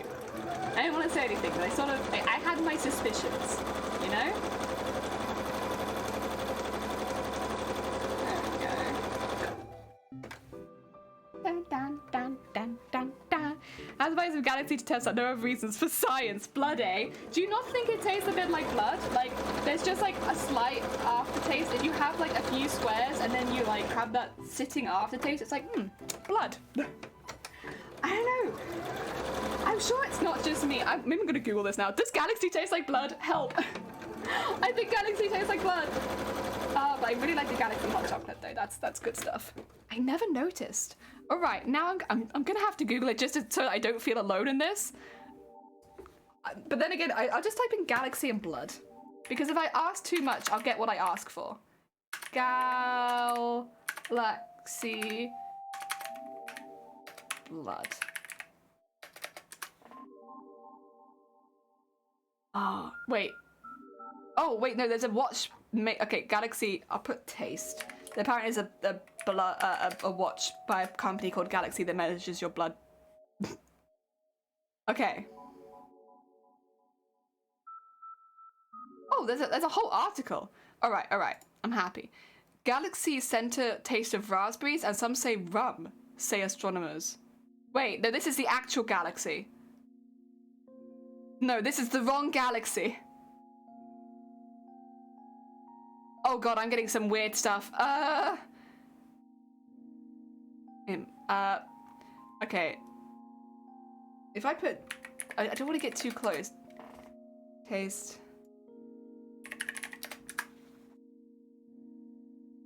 Oh god, people are just... This is the legitimate galaxy. I'm gonna have to put chocolate.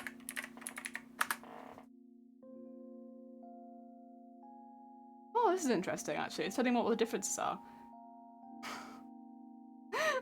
Oh no! Now the issues here might be that I am getting a lot of legit, like, articles done by Galaxy. But what people are saying is apparently it tastes like iron. Which maybe is why I keep thinking it tastes like blood. Because apparently it tastes more metallic. And if I wanted to, I could read the whole article about the ingredients in it, which makes it taste like that, but I am not going to do that right now. There you go. Apparently it does taste more metallic than other chocolate. And I am not going to read to find out why, because it's a long article. Not blood specifically, but that's kind of what I've always thought it tasted like. Oh dear. I've never noticed a metallic aftertaste, but then I've not eaten Galaxy in a long time, and I'm not a fan. It's way too waxy for my taste. Oh, I do like Galaxy. It's not... I don't want to put it out like it's my favorite. I do like it. I do like it. Why does chocolate taste metallic? What's it? A disorder that distorts your sense of taste. People with this condition describe all taste. Sour, sweet, bitter, or metallic. Ooh! Not sure if it applies to all food. I didn't know there was a condition like that. That's interesting. Oh, thank you. Thank you for telling me. But wait, what does food taste like to you then? I can definitely taste food. But like, stuff tastes sweet or stuff tastes salty? Wait a minute. You mean it's just that and there's no differentiation? Like if something had the same salt levels, they taste the same, maybe. Because then, you know, I could kind of understand it. Otherwise, like, I feel like some things do just taste salty. And I like that. Ah, dear. There we go. Wah. All the way down this side. How many more have we got to do? Wait a minute. Oh no, there's two there. I was gonna say, wait a minute. Looking at the mannequin, there should be three. Why could I only see two? Panic. It's okay, it's okay. We got them all here. No panic today. We're an organised streamer. Okay. And around to there. Ah. Oh dear. Yeah, feathered. Oh, did I check? You haven't done it either, feathered. Has nobody? I don't think it. So you haven't seen the Cadbury's thing either. Oh my god, I feel like such a trendsetter. Wow. I'm the first person to try the mystery Cadbury's chocolate. Wow. It's I listen. Be warned of number 2. Be warned. Number 1's actually just generally very nice. Number 1's probably more difficult because number 1 doesn't really have a very distinct taste. Like it's kind of like a chocolate taste you might have had before. Whereas number 2 has a very distinct taste. And you will notice it, and you will be able to notice it right away. It's very strong. You can smell it and you can also taste it. And I swear, Strongbow dark fruits. That's my guess. I'm waiting to hear back from Cadbury saying, wow, how'd you get that? Like, well, Cadbury's, I've had Strongbow dark fruits many a time in my life. I can recognize it from just the smell alone. Now, what's probably going to happen is Cadbury's is going to reveal the answer and I'm going to be way off. It's not even going to have a fruit in it. And not know. Then I don't leave the house very often. We'll watch anything with ads. Oh, fair, yeah. We just happened to come across it when we were doing the weekly shop and we were like, yeah, why not? We'll try it. How big are the bars? You can buy small ones. I think they had it on the website. If you go back up to the link, which I will also have to do because I also got rid of the link. Where did I put my link? Where's my link? There it is. So if you go back up to the link, I'll repost it in chat for you guys because if I had to find it, you have to find it. Let's get that back in the chat again. There are small ones and big ones. If you go to the tab where it says buy mystery bars and like the second one down, you can see there's like the mystery bar pack for the 2 big ones, but then there's also small ones which are 69p. Nice. And then there's massive, oh my god, there's massive boxes. So like you could get number 2 for like 69p. And oh, it looks like you could just buy it through the Cadbury's website if you wanted to. You might have to order a bit more than that for postage though, would be the only thing, but at least you could order things you liked. If it is somebody, it's because my shopping has arrived. Ooh, nice. I hope you have some good shopping. Go. Oh dear. Talking about some earlier, I picked up some extra work a few weeks ago and I'm really considering that decision now, but a bit busy, yeah. It feels like you were busy anyway is the thing, George. Like it wasn't like you weren't busy before and then suddenly now you're even more busy. Like that's gonna play on anyone. And yeah, that's not an ideal situation. I get it though, because obviously like money is good and I like work too. But there does come to a point, doesn't it, where it's like, it's too much. Actually, this might have been too much.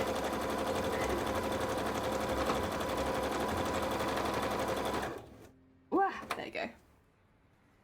Down there. I wish I could ship like a square of the chocolate to everybody in the chat so you could all have the same experience that I had yesterday. Although, knowing you guys, you'd all be like, oh my god, number 2 is delicious. Why would you dislike this? This is so good. Meanwhile, I'm like gagging in the corner. Like, I can't stand it. But yeah, I think most of you, if you like chocolate, will like number 1 because it really is just like a slightly nice chocolate.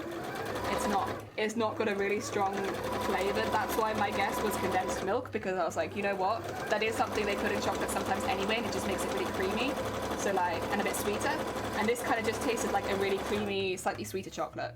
So although I can't say that it definitely tastes like condensed milk, I wouldn't be surprised if there was condensed milk as the flavor.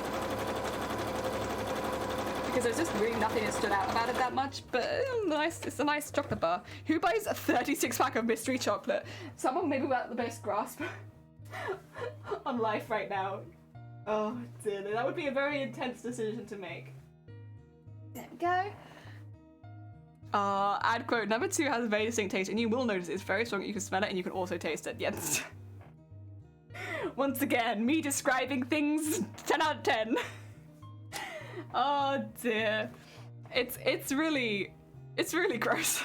I don't know how to describe it. The thing is as well, because it doesn't tell you what's in it, so you can't tell. It like gives you the ingredients list and then it just says like flavoring. It doesn't say what the flavoring is. So I don't know, but duh, it's very gross. It's very gross. I like how they have like all these gifts. Like I can get Valentine's gifts. Can I get them for next year? No, not yet. They just have the link there. I can't actually click it. Can I click Halloween gifts? Oh no, I can. There you go. For Valentine's gifts. Oh my god, they do still have Valentine's hampers. They have the pink Toblerone, but it's the wrong time of. I guess you could show that at any time though. I guess you could show it at any time. Are there any specific ones? Easter. There you go. That's too specific.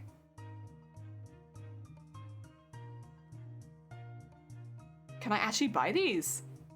Can I buy the Easter chocolate? No, it's out of stock. Okay. I was gonna say, like, I like Easter chocolate. I'll buy it. Number 2 is a euphemism for poop jelly. Oh shoot, yeah, it is. I'm glad one of us has a brain today. Thank you for the pun. Thank you for word puns. One of us needs to do it because the other one obviously has no brain. Oh dear. I'm not very good with this kind of thing, Zero, you know this. I can't do it. I don't recognize it. I'm just like, you know what? Yeah, this is an excellent example of me saying absolutely nothing. Oh dear.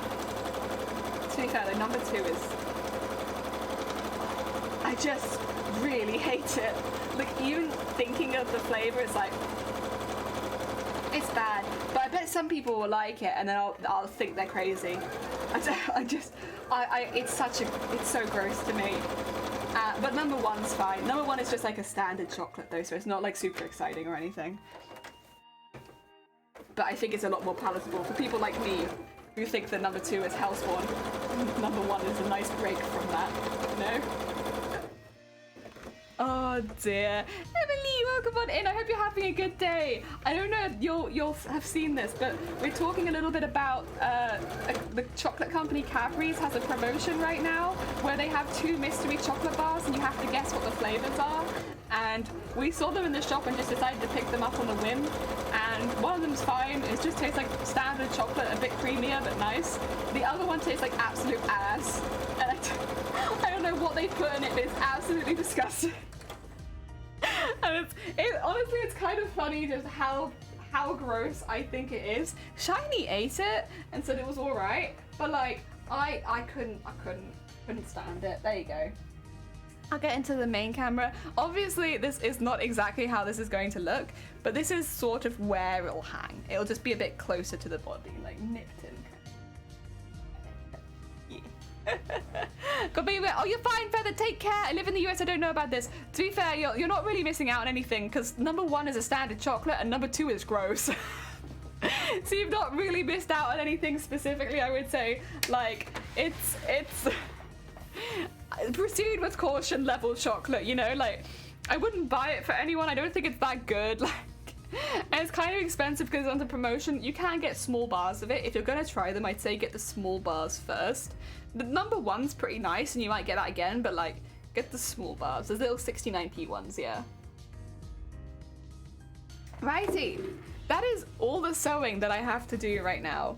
And that means that was the last sewing we'll ever do in this room.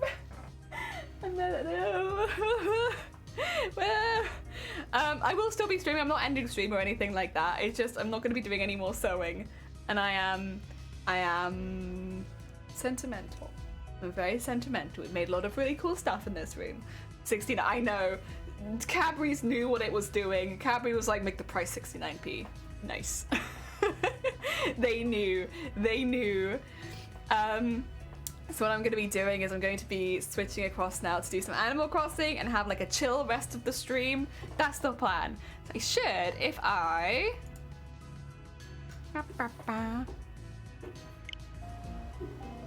Ah! No more sewing in this room.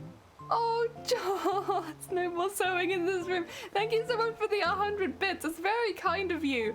Yeah, you're right. This is it. There's no more sewing now. We're done. The sewing, we finished it. No more sewing. God, I've got so many weird tabs open right now. What have I been doing? Does Galaxy taste like blood? Yeah, don't need that anymore. I don't need any of this. I don't need any of this. Oh god, I've got so much stuff up. That's fine, it's fine, it's fine. We're gonna switch to categories. I'm just gonna switch to the video game screen so you can see. Oh, no. This one. So you can see, and then I've just changed this up and be like, okay, cosplay, sewing, done. Let's chill. The only thing is, do we want to start a new island? Because I will do it. I will start a new island. I have no qualm with starting a new island because I'll probably be playing a bit of Animal Crossing over the next week since I won't be doing any sewing. So what do you guys want to do? Do you want to start a new island or do you want to continue with an island that's basically just starting? It's new. It's a new one. I had some Cadbury with crunch pieces in it today. Oh wait, you have Cadbury's over in Australia, don't you? I wonder if you'll get this promotion or not. You're indifferent. I'll do a poll, and I'll put indifferent as one of the options. Start a new Iceland. Yes. No. I'm indifferent. There we go. Start a new island. Yes, no, I'm indifferent. Well, will you get the poo? I hope so. I see if it's wee and poo flavored chocolate shells, I'll let you know. They're gonna be called 1 and 2. And 2's the one that's really like a stinker. You'd like to see a new island. Yeah, if you vote the poll, because like I'm more than happy to start one. It'll take me just a minute because I have to delete the save data, but like it doesn't take that long. It's very easy. Very easy. Why is this poll so aggressive? I'm indifferent!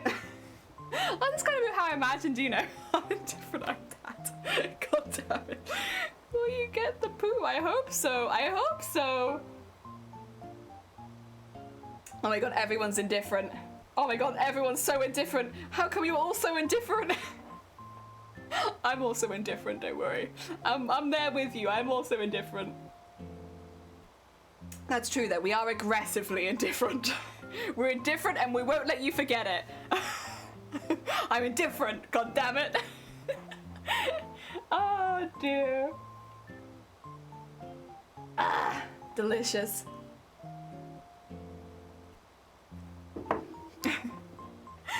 Oh, I wonder what I'd make for a new island, what I'd kind of want there. I think I started this on my first island, but I never got very far with it. I think I'd just make a really big, like, Comic-Con. I'd make my island Comic-Con, I think. I think that's what I do. I have no strong feelings one way or the other. No, I will not calm down. I really like that. I like the idea of just so much aggressive indifference. How dare you? I have no feelings one way or the other. You will not sway me. I am stuck in the middle ground 100%. I ain't moving. I like the idea. I like the idea. Oh dear. Oh, right. Yeah, I think if I made a new island, I'd just make it Comic-Con. Like, I have like a really big stage in the middle, stuff like that. Ah. And then we could have little Animal Crossing that'd be really cute. We could have like a little Animal Crossing cosplay competition. I like that. Okay, I have a goal. If I do start a new island, I know what I'm doing. I make like a little, what do you call it? Comic-Con style. There'll be a lot of stools and booths. It looks like, unless we have any last-minute eBay voters, the answer is going to be yes, which means there's a few things I need to do, which means I'm also going to go to Sewing Face Cam again, just to sort that out, because I don't remember exactly what happens, and I don't know what it shows, so best to do that. And if I go in, and there's a way to do this, isn't there? I don't remember what the way is. Is it you do it from the menu? I think you do it from the menu, right? Which means I don't need to do this. I need to go to settings. I haven't done it for a minute. And where's the games? Data management, is that it? No. Or maybe it is data management.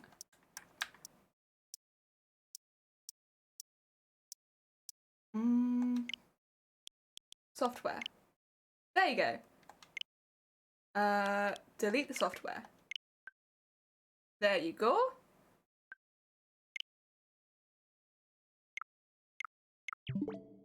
Oh!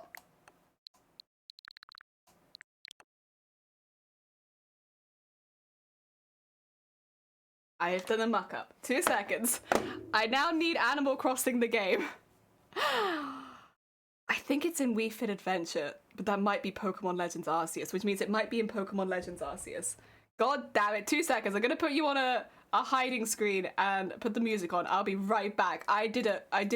Oh, that's not what I wanted to play. What the hell was that? Oh, it's Twitch. Ignore me. I need history. Cadbury's, I need you to come back. There you go. Have some music. I'm gonna sort this out quickly. Jelly, grab it, I'm trying! I am but one stupid bean. Where the hell did I put it? 2 seconds, it might be downstairs. I'll go grab it quickly.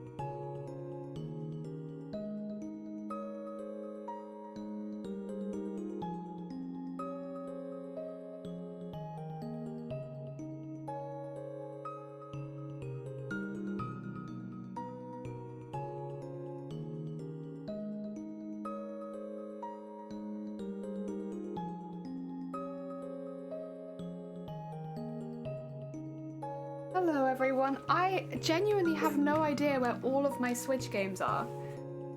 So I might have to end that here because I can't play any of them. It's the only one I've got attached. I'm so sorry. Like we went through they weren't on the shelf. So we went through the game box that said like it's games and DVDs, and none of the Switch games were in there. So not only have I lost I'm sure it is probably just in one of the boxes somewhere and it's just been thrown in. But like, I can't find any of my Switch games. But I don't know where they've gone. This is the issue when you're packing, to be fair. It's like everything just moves around and you have no idea where anything is at any given time. But I have no idea where it is. Like, none of our Switch games were there. Like, none of them. And I'm like, where have I put them? That's a lot of money that I don't really want to be throwing around. Like... So no Animal Crossing, no. We will do it though. What we'll do is we'll find it. We're going through the boxes now, and I'll come back and play it tomorrow. I think. Is there alternative games for it? I mean, I have some others that are already downloaded on the Switch I could try. Some of them I won't be able to do.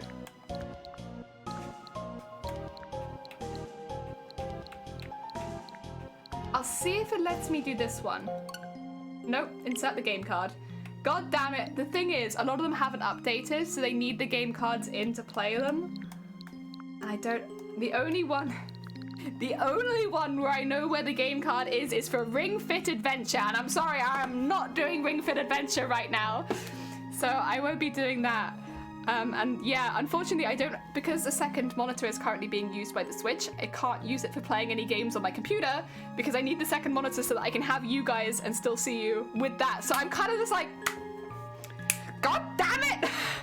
What we'll do is we'll find it overnight and then come back and we'll do like a whole day of Animal Crossing. Is that okay? No Fall Guys, because I wouldn't be able to see chat at any point, so it'd be like the most uninteractive Fall Guys you'd ever seen. Because I'd have to have you as part on the same monitor at all times.